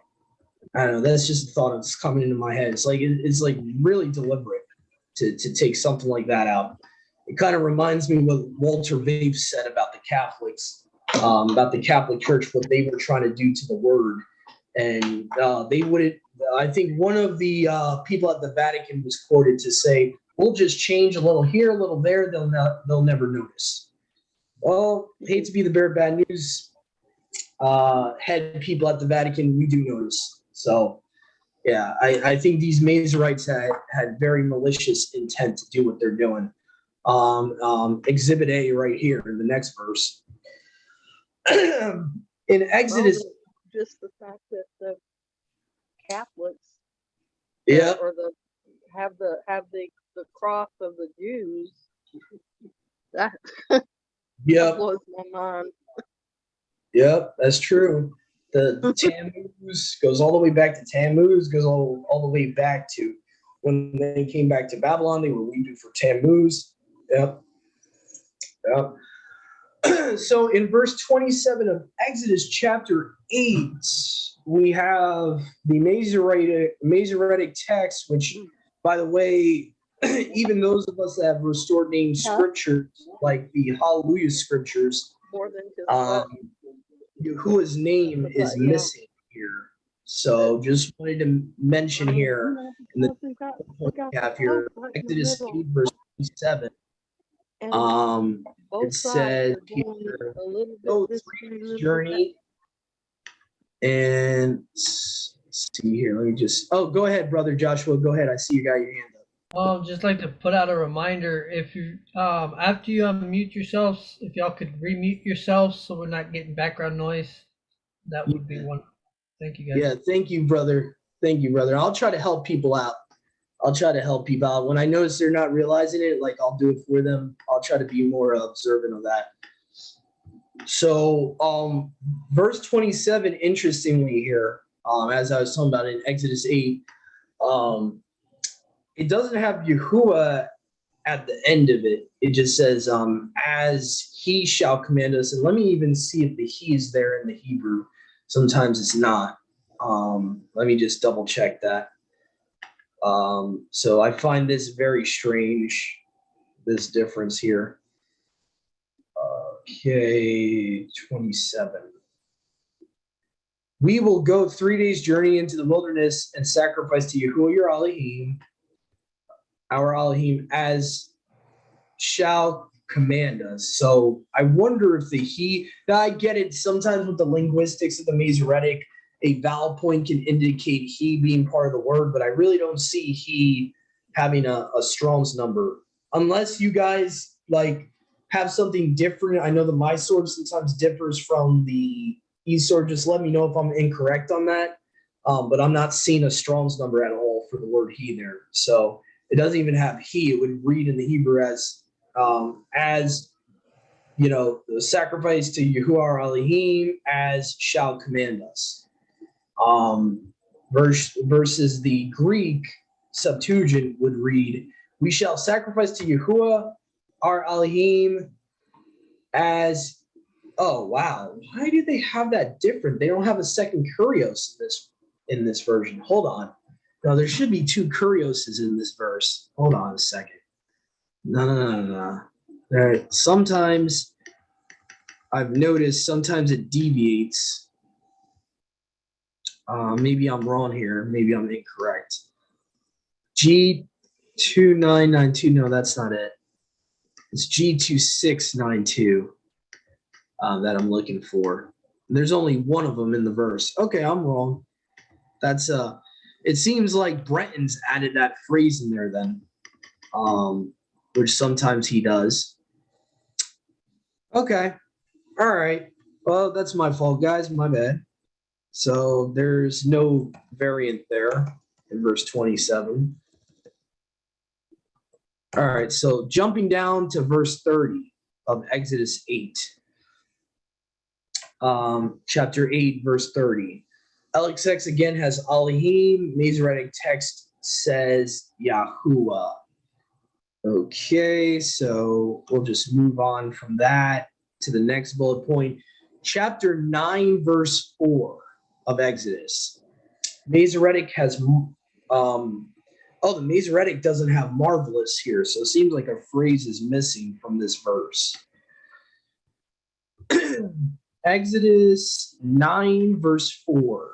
So Exodus 9, verse 4. And I will make a marvelous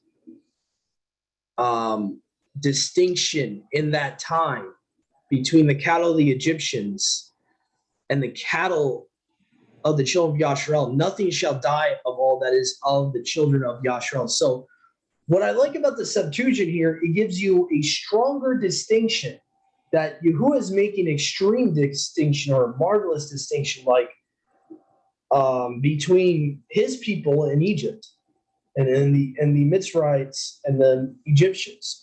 Now, the Masoretic text does talk about separate or sever, but it doesn't have the word marvelous in there. So it's kind of like diluted, you could say. the verse is a little bit diluted. It's still saying Yahuwah is making a distinction, but Septuagint is kind of like amplifying it, saying I will make a marvelous distinction. It's like marvelous. yeah, your NIV is. No, I'm talking about the Septuagint. Yeah.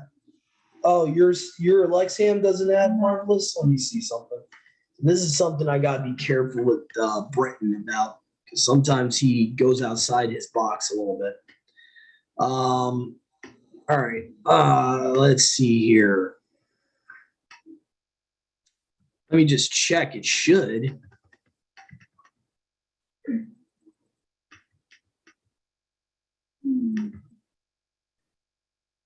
And I will do an incredible thing between the cow. Okay.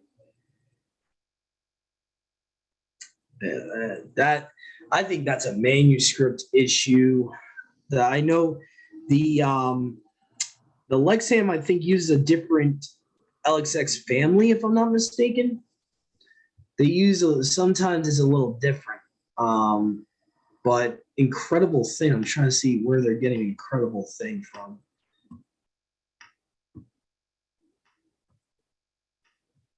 Take care of, manage. Yeah, I'm not too much of a fan of that rendering. That's a little weird. Let me see here. G3860.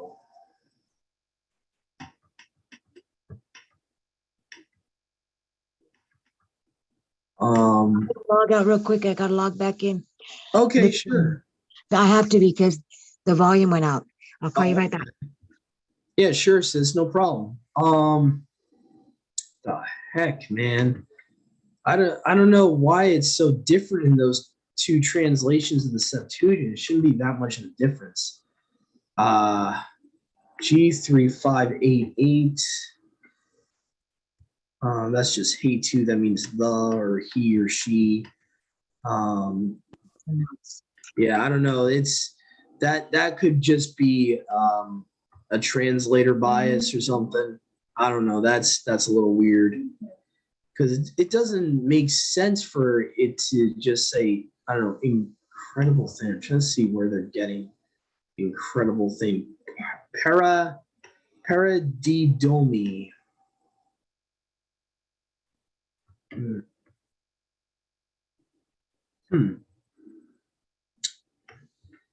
I actually personally like the fact that Brenton says marvelous distinction. It actually makes sense in that verse, but since I can't really prove it, because there's differences even between the translations of that verse with the LXX, I'll just have to take it out. Go ahead, Brother Joshua.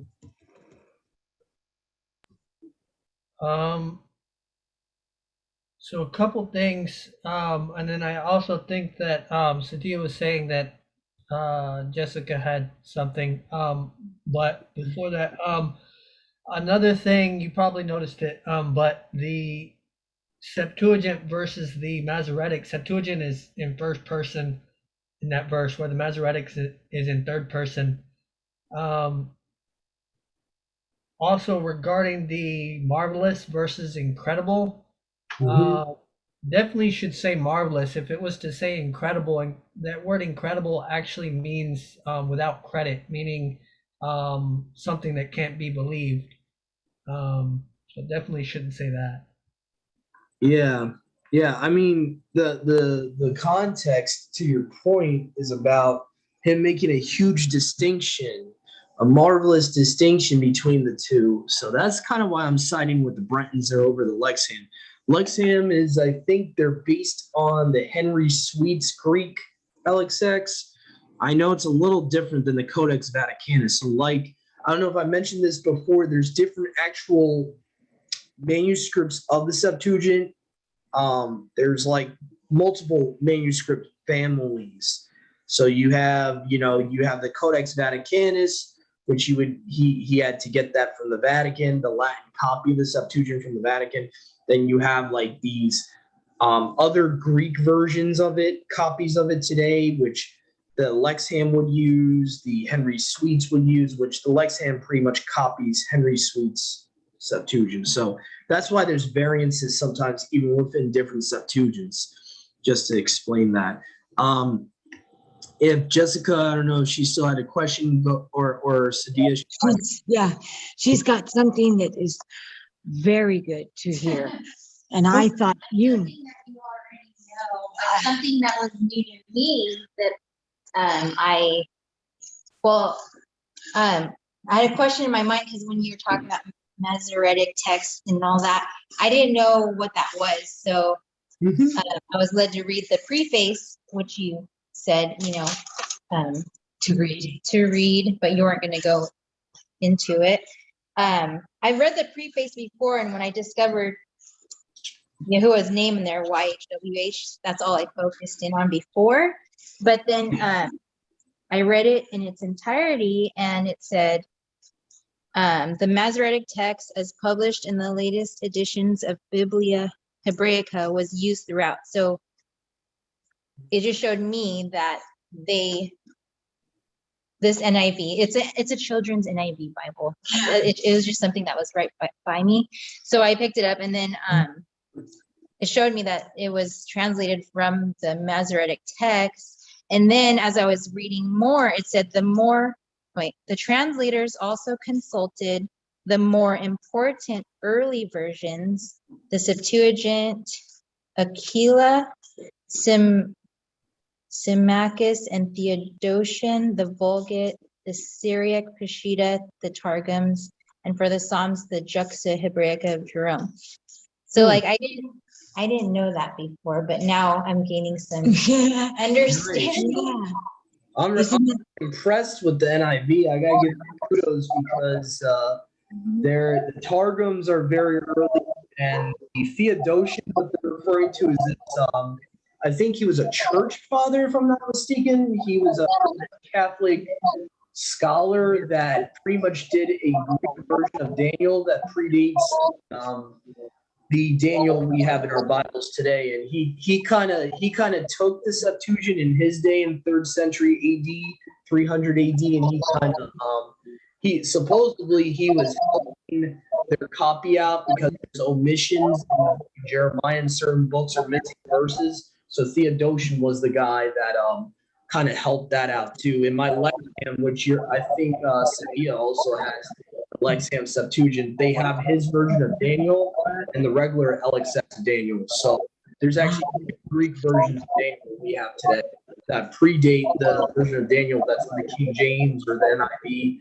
There, which is it's like a mixture, it's a hybrid type. The Masoretic version of Daniel is like partially Hebrew, partially Aramaic. The Septuagint is like all in Greek. So it's all, and it's supposed to be translated from, according to historians, from the much earlier Hebrew language, is why it's more important, because it's translated possibly the original or close to the original, because Daniel wrote his book around 600 BC about. He supposedly went to Babylon in 586. Okay. So, Yeah. chunk of time. That's not much. That's like only 12 years before the Septuagint was written. So technically 200 years later, you have the LXX coming out. And so it would have been a direct, most likely translation of Daniel. People could say that Ezra possibly could have been his version of Daniel. The only reason, I don't know, it's very possible that it could have been burnt. Either way, the Septuagint, even if it's translated from Ezra's Tanakh that he had to rewrite because the scriptures were burned at that point in time, it's still pretty early compared to the Masoretic we have today. So I have to give kudos to the preface in your Bible. That's very, very comprehensive and very impressive for the NIV. That's very impressive. I know my mom's NIV sometimes sides with the Septuagint. When you get to Job, it sides with the Septuagint instead of sons of Elohim. It will just straight out say angels in Job 1:6. So it does use the Septuagint a decent bit in the Old Testament. So yeah, very good, very good.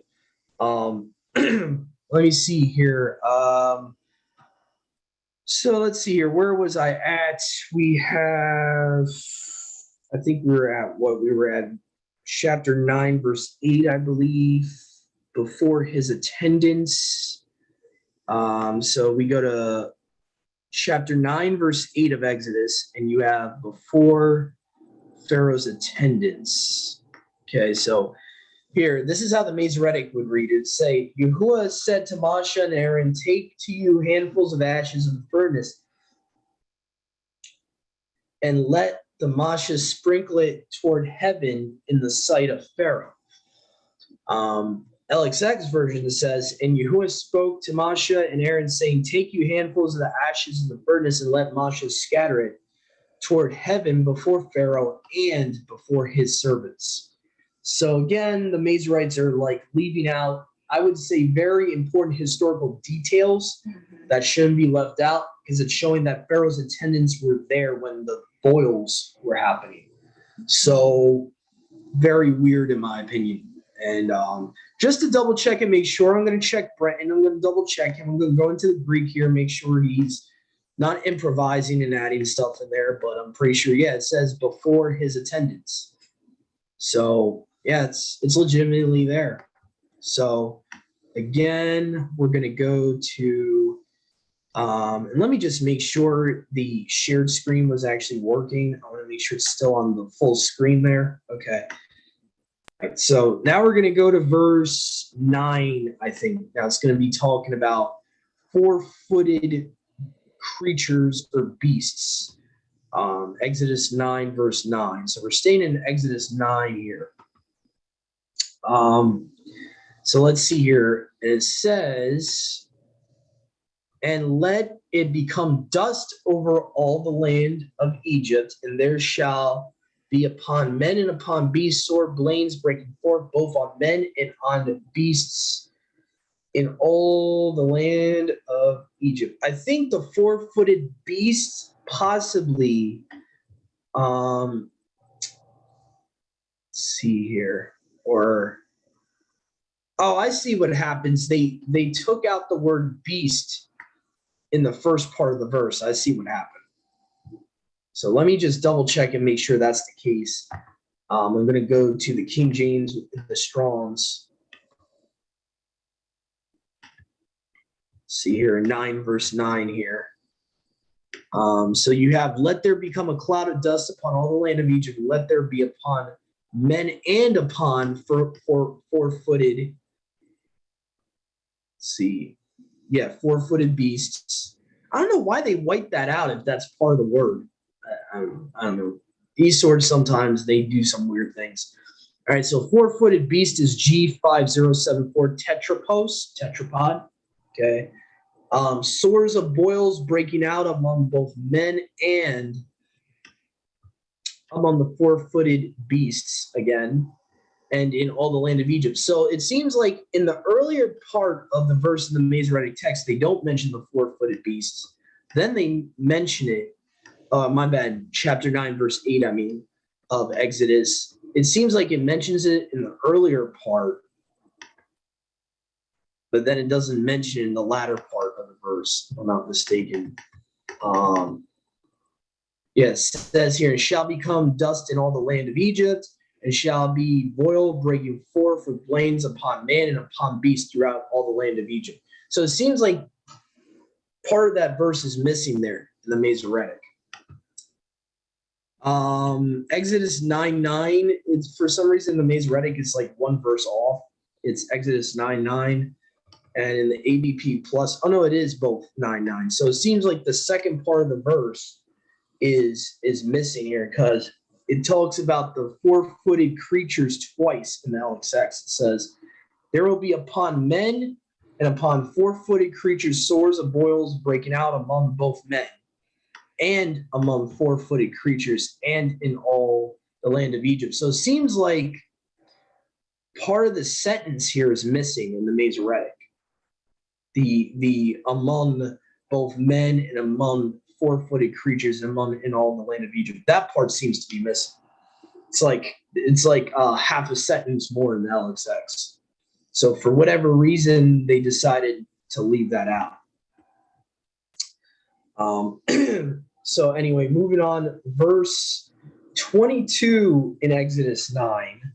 The Septuagint, for some reason, doesn't have the word Mitzrayim there. So we're going to go there, see here.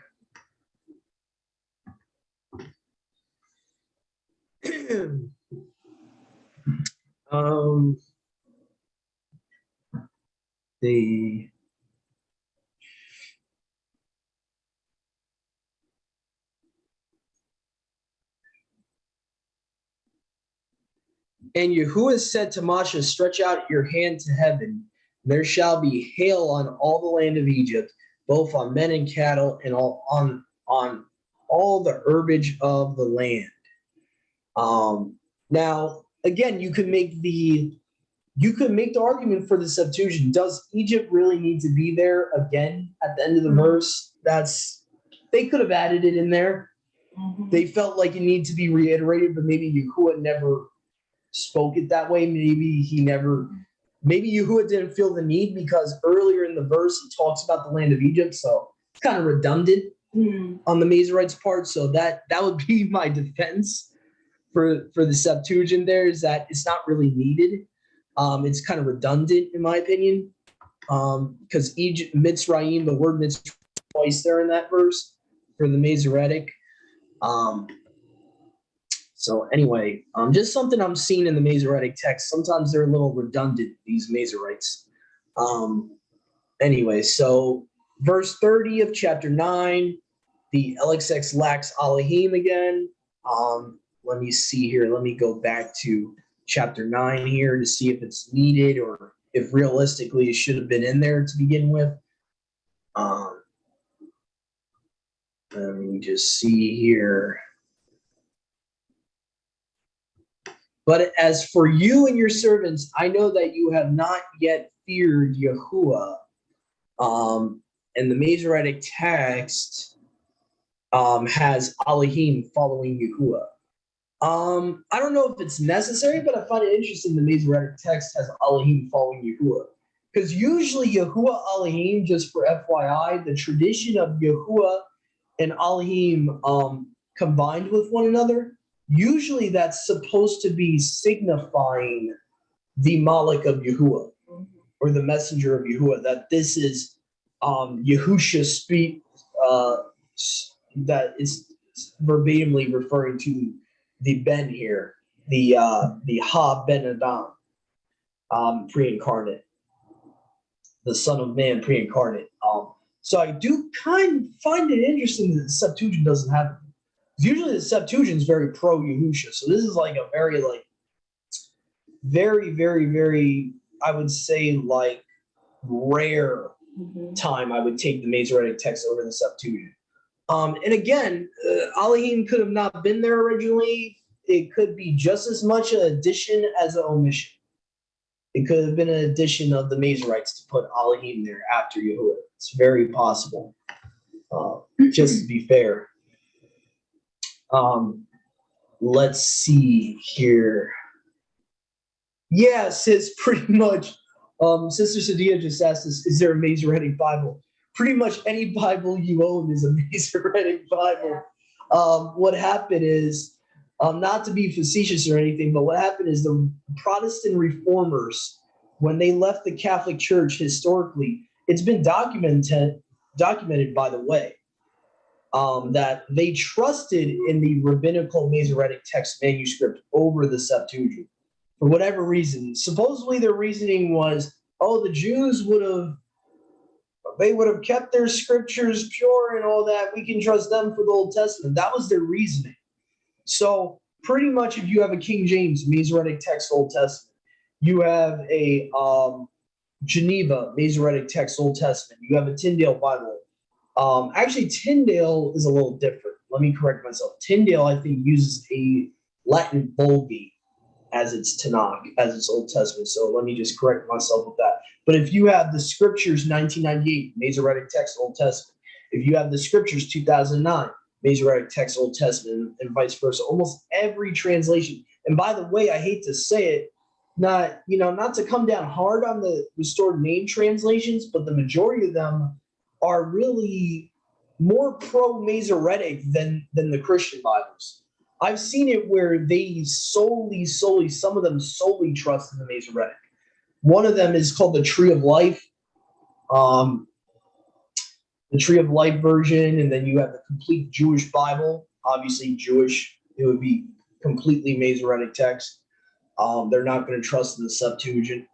And I mean, it's a long history, sis. I would really recommend, if this is new to Jessica, that you point her to a playlist I have on the channel. It shows all these historical videos and kind of gives it in a very, very quick way to explain the difference and why the Septuagint was disregarded.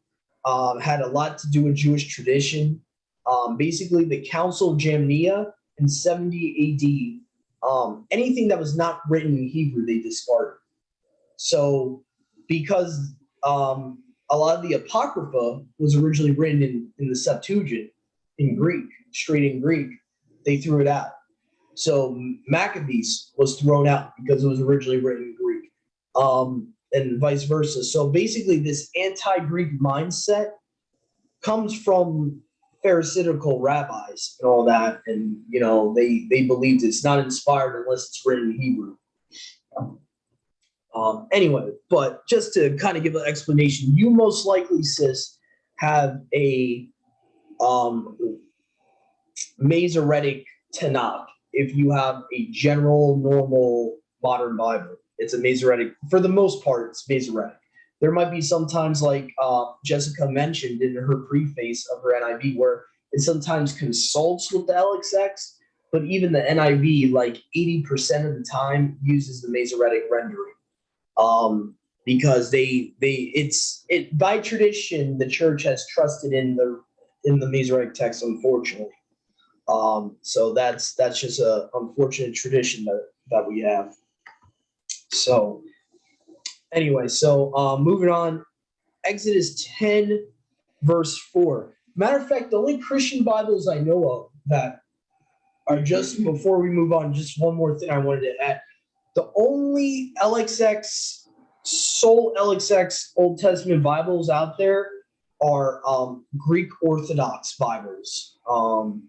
One of them is called the Complete Apostles Bible. Others are just called Greek Orthodox Study Bible. I think they're on Amazon, where you have these Greek Orthodox Bibles where it's Greek Tanakh of the Septuagint and Greek New Testament. So there are Bibles out there that you can get that's all Septuagint for the Tanakh, the Old Testament. But what we have in most of our translations today is a majority based on the Masoretic, unfortunately. So here we go. Chapter 9, verse 30. We already went through that. 10:4. Yeah, my bad. 10:4. Chapter 10, verse 4. 10:4, good buddy. Oh, my mom's in rare form tonight. Oh boy. All right, so we'll probably be done in about 30 minutes, guys. We're probably going to end soon for part 1, and we'll do part 2, Yahuwah willing, another day. So anyway, but here we go. Chapter 10, verse 4. So Masoretic says, "Else if you refuse, let my people go. Behold, tomorrow will I bring locusts into your coasts. But if you will not send my people away," so this is the Septuagint version here, "behold, at this hour tomorrow I will bring abundance of locusts upon all your coasts." Interesting that the Septuagint is more specific here. It says, "at this hour tomorrow." Very interesting, because Yahuwah is very specific. He's a very specific Elohim. He does not play around. Sometimes he'll tell you, at this very hour tomorrow, I'm going to do something. At this very hour, on a certain day, I'm going to do this. So I find it interesting the Masoretic text leaves that phrase out, "at this hour," for whatever reason. So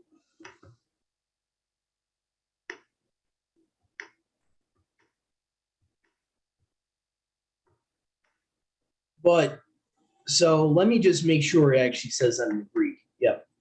This in the hour tomorrow. Yep, it's there.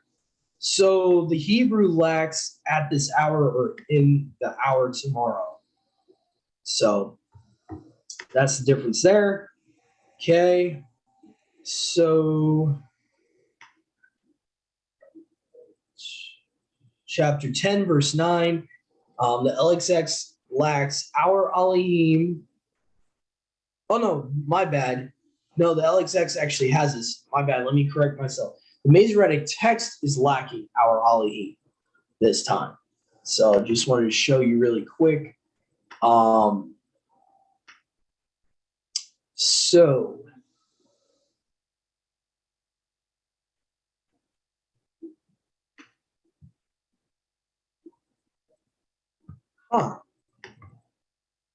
interesting.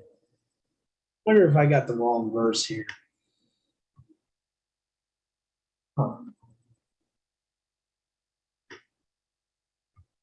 I don't see Elohim, our Elohim in either version, so I don't know where I got that. And sometimes I miscite.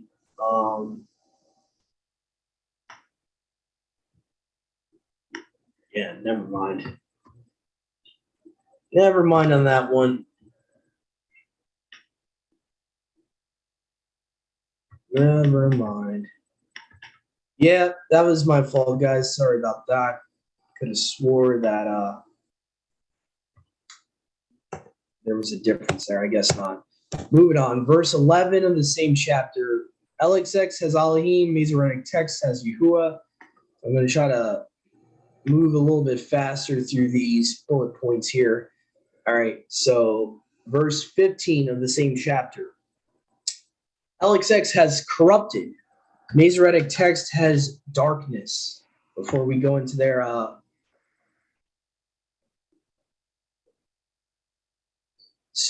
go ahead, Brother Joshua. It's probably verse 7 that you were trying to find. 10:7, Yahuwah and Elohim. All right, let me add that in there. So Exodus 10:7.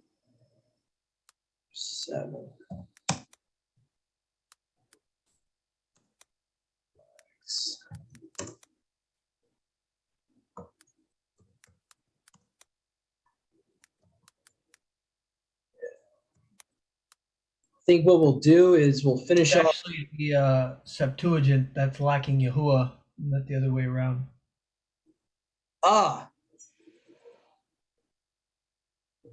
Let's see here. Which one is it lacking Yahuwah in? Septuagint has it just says their Elohim. Masoretic says Yahuwah, their Elohim. Oh, okay. So it's the Septuagint that's missing that. Missing Yahuwah. Okay. All right.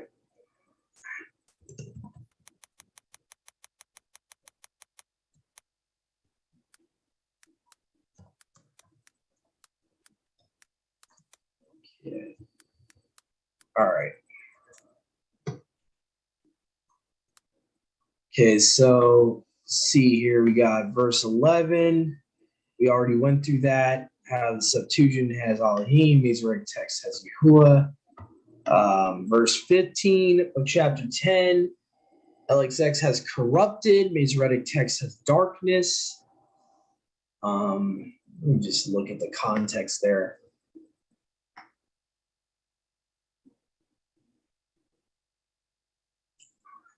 Okay. And they covered the face of the earth, and the land was wasted, and they devoured all the herbage of the land, all the fruit of the trees which was left by the hail. There was no green thing left on the trees, nor on all the herbage of the field in all the land of Egypt. Again, I think I'm getting my verses mixed up here.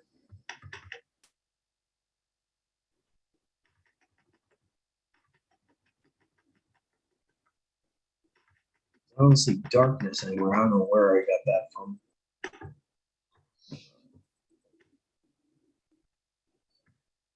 Moving on. If someone finds it, let me know, but I'm going to move on. Yeah, the difference seems to be the land was wasted versus the land was darkened. Yeah. It was in that verse, though, because I didn't even see anything in that verse. Well, I'm looking at the complete Apostles Bible versus the KJV, so maybe it's different than the. Yeah, Lexham has it too. Land was wasted versus land was darkened. Okay. Yeah. Oh, okay. I see. It's earlier in the verse. Okay. Darkened and devoured. Okay. Yeah. Lace was wasted and they devoured. Yeah. I would say wasted makes a little bit more sense in that context. Just the idea that it's the land's being destroyed by the plague. Yeah, so LXX has wasted. So writing text as darkness. All right, so moving on, we got again the difference in the LXX of Elohim and Masoretic text has Yahuwah there. Moving on to verse 21. LXX lacks may be felt. So let me look at that. Verse 21 of chapter 10.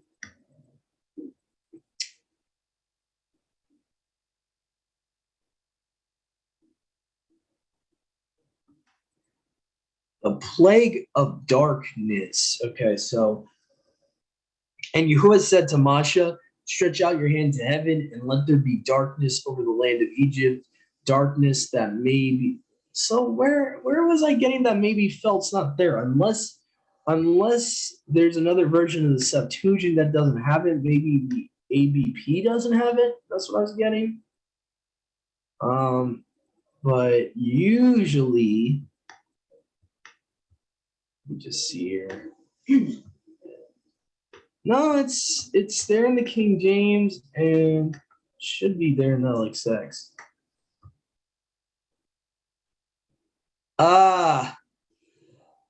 Yeah. The ABP doesn't have it for some weird reason. I don't know. That's very weird. That's why sometimes I look at both. I look at Brenton's version and this modern version sometimes because sometimes it's a little off. I would assume it's supposed to be in there. I don't know. That's unless I can find more proof that it's not there. I'm gonna take that one off. I don't know. That's a little weird.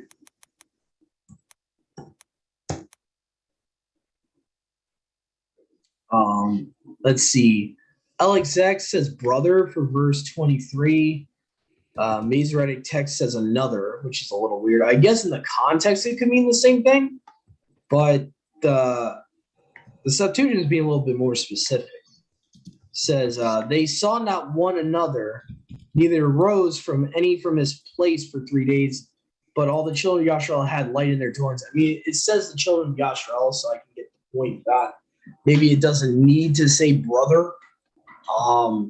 But I do like the fact that it says no man saw his brother, no man rose up from his bed for 3 days, but all the children of Yashrael had light in all their places where they were, because it makes sense that it should be brother. They're living next to one another. See, the way it was in Egypt, you had the Egyptians living on one side of Egypt, and then you had the Israelites living on the other. So it actually makes sense.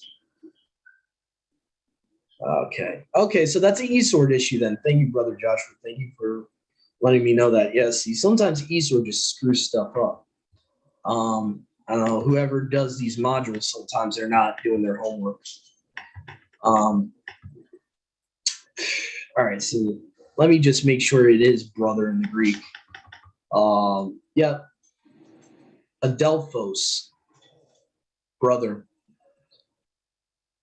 Literally or figuratively, it's good to know. So that could be spiritual or physical, same word. That's interesting.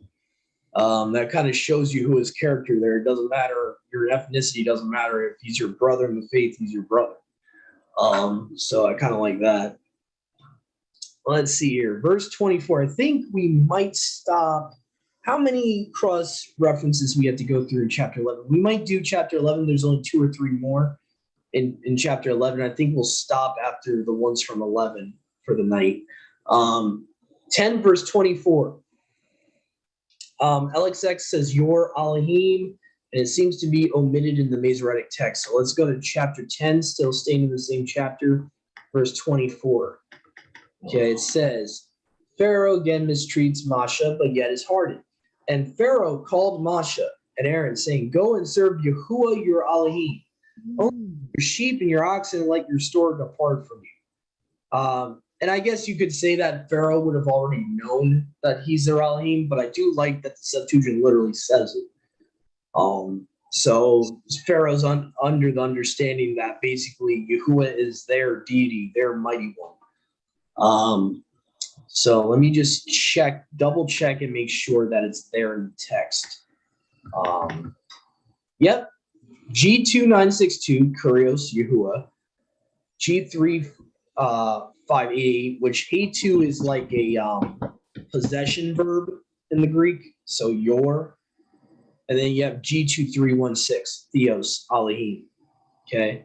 By the way, FYI, Kurios is the Greek word that substitutes the Tetragrammaton. Theos is when it would be the equivalent of the Hebrew Elohim or Alua. So just FYI. So it seems like this is not in the verse here, that your Elohim is not in the Masoretic. So to say, serve Yahuwah only, then just stops there and says, let your flocks and your herds stay. Let your little ones also go with you. So that's that. All right. Now we're up to chapter 11 here. 11 verse 2. So we got here, LXX says close. The Masoretic text has omitted that phrase, it seems like, in chapter 11, verse 2. So, speak now in the ears of the people. This is the Masoretic text version, King James. And if people want, I could. The only reason I'm using the King James is because it has the Strong's there, by the way. Speak now in the ears of the people. Let every man borrow of his neighbor. And in this context, it should be referring to his brother, if I'm not mistaken. Yeah, brother. And every woman of her neighbor or sister, jewels of silver, jewels of gold. Okay. So then if you look in verse 2, it says, you in the Septuagint says, you speak then secretly into the ears of the people, and let ask of each from the neighbor and each woman from the neighbor items of silver and gold and clothes. I'm trying to see what is missing there that it says in the note. So clothes, just want to make sure that's actually genuinely missing. So the clothes is in the Greek. For some reason, the Masoretic text does not mention them asking the Egyptians for clothes. Does yours have clothes, Mom? No. Mine doesn't have women in there. It says, oh boy. speak therefore secretly into the ears of my people, and let each one ask from his neighbor. Yeah, woman should be there. Things of silver and of gold and clothing. No, there's no woman in mine. Uh-oh, NIV screwed up a little bit there. No, I'm in the Septuagint. Septuagint, really? Where are they? My Septuagint must be different from yours. No, it's not that different, Mom. I think the translator just screwed up a little bit. Yeah, because in the even if he's using the same form as same version that Charles Vanderpool is using, there should be woman should be there. Gune, base of a woman, specifically a wife. So this is the Greek equivalent to Isha. This would be the Greek equivalent to Isha. So not good. Lexham translators usually don't do that. So that's a little appalling there that translator left out a word. A little weird. I don't know. Yeah, go ahead, Brother Joshua. Well, it's not in the CAB, the Or the Charles Thompson. I wonder if it's even in the Britons. Weird. I wonder if maybe his neighbor. Okay, in the ears of people, everyone ask of his neighbor. Yeah. See the way this could be a manuscript family problem. This could be the Codex Vaticanus might not have it in there. Because the Alexandrian Bible, which is like a standard modern LXX of the Britons, doesn't have it there. Doesn't have woman in the verse. Yeah, it looks like they're combining men and women together in the verse. The Codex Vaticanus version, because it's saying, "Speak therefore secretly in the ears of the people, and let everyone ask of his neighbor." So you see what it's doing? It's combining the Greek word for man, the Greek word for woman, and combining it to like instead of separating using a Greek word for man and woman separately, it's using the Greek word for everyone or whatever in the different version of the LXX. So it's like, see, there's actually multiple LXX manuscript families. So this is the problem. Sometimes like verbiage is a little different, but it's pretty much saying the same thing. It's just the verbiage is a little bit different. So I think I'm going to have to take well, actually, no, that doesn't really matter because we're talking about the concept of clothes. Clothes is not in there in the Masoretic. It's in there in every version of the LXX. Just to clarify, your LXX should have raiment at the end, clothing. So they're not just asking for jewelries and gold; they're asking for clothing from the Egyptians too. So, but anyway, so that shouldn't matter for the bullet point there. So, which LXX you have. But it does change man and woman separately to everyone. I don't know if that's like a lazy thing with the Codex Vaticanus. I don't know.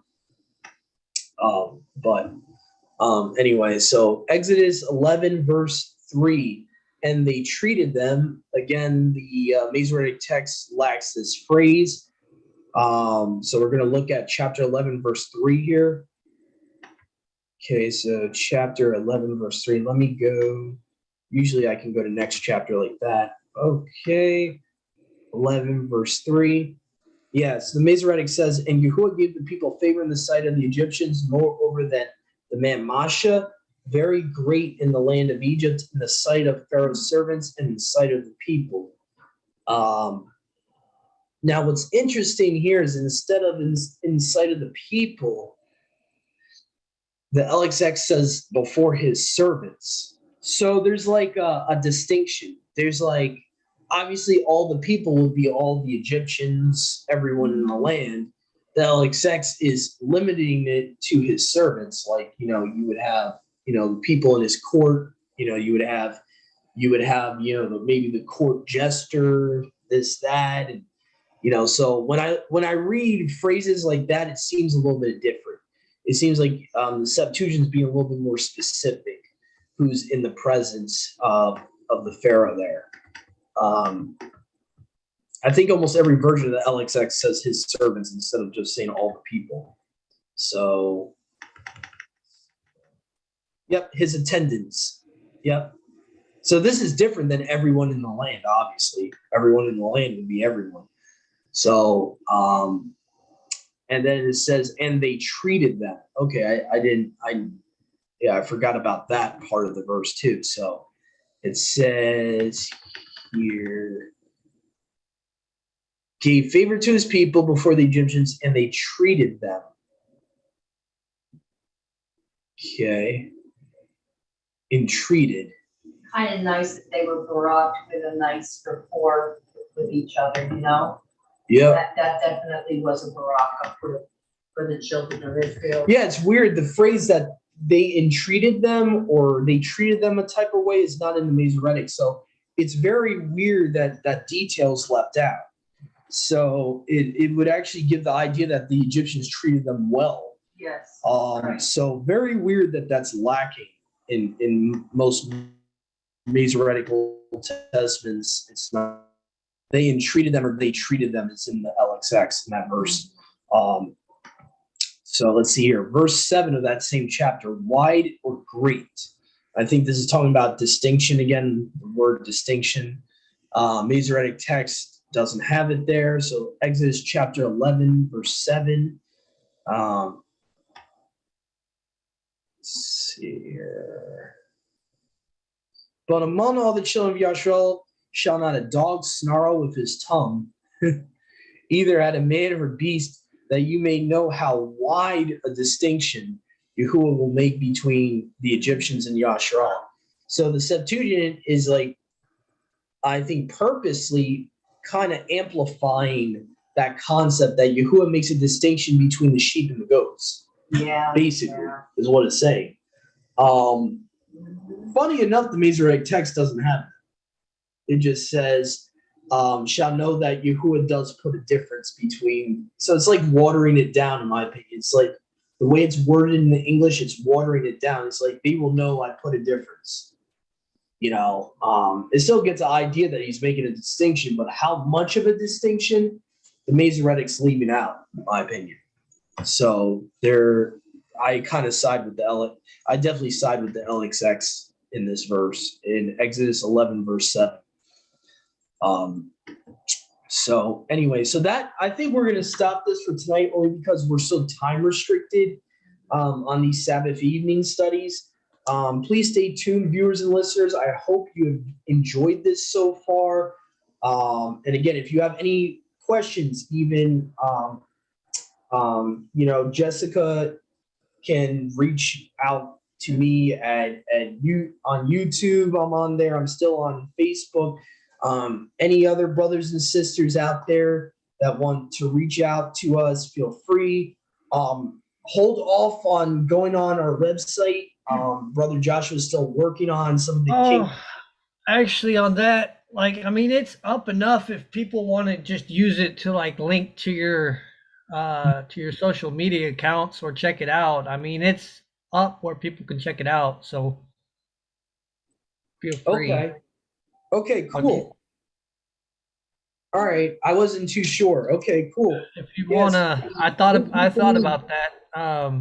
If you want to I think what would be best would be to put the link in your YouTube, on your YouTube channel, because it's not until you actually start, until you purchase the domain name, then it's going to be kind of difficult to find without the actual link.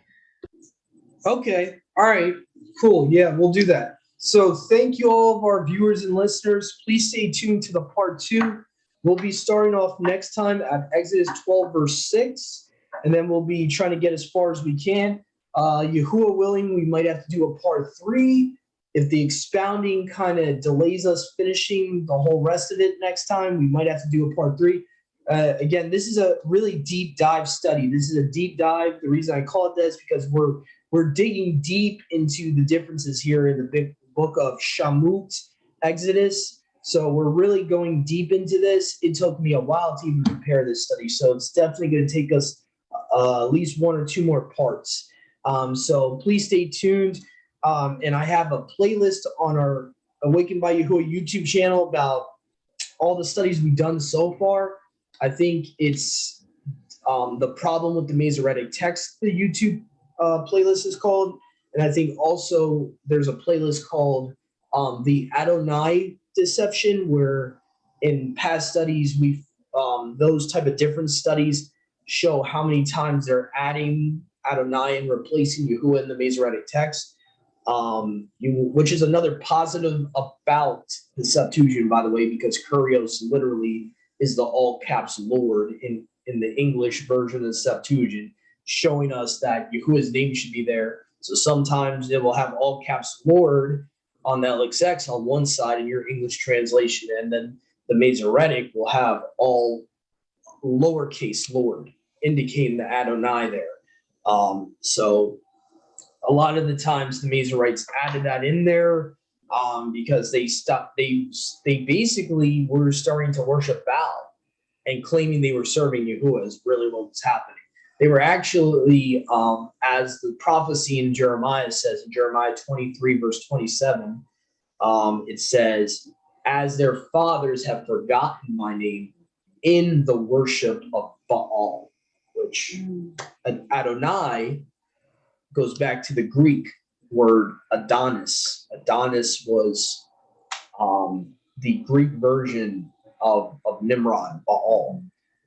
So the Hebrew people started actually trying to worship Baal, and I guess they were trying to deceive themselves and make themselves thinking they were worshiping the Most High when they weren't.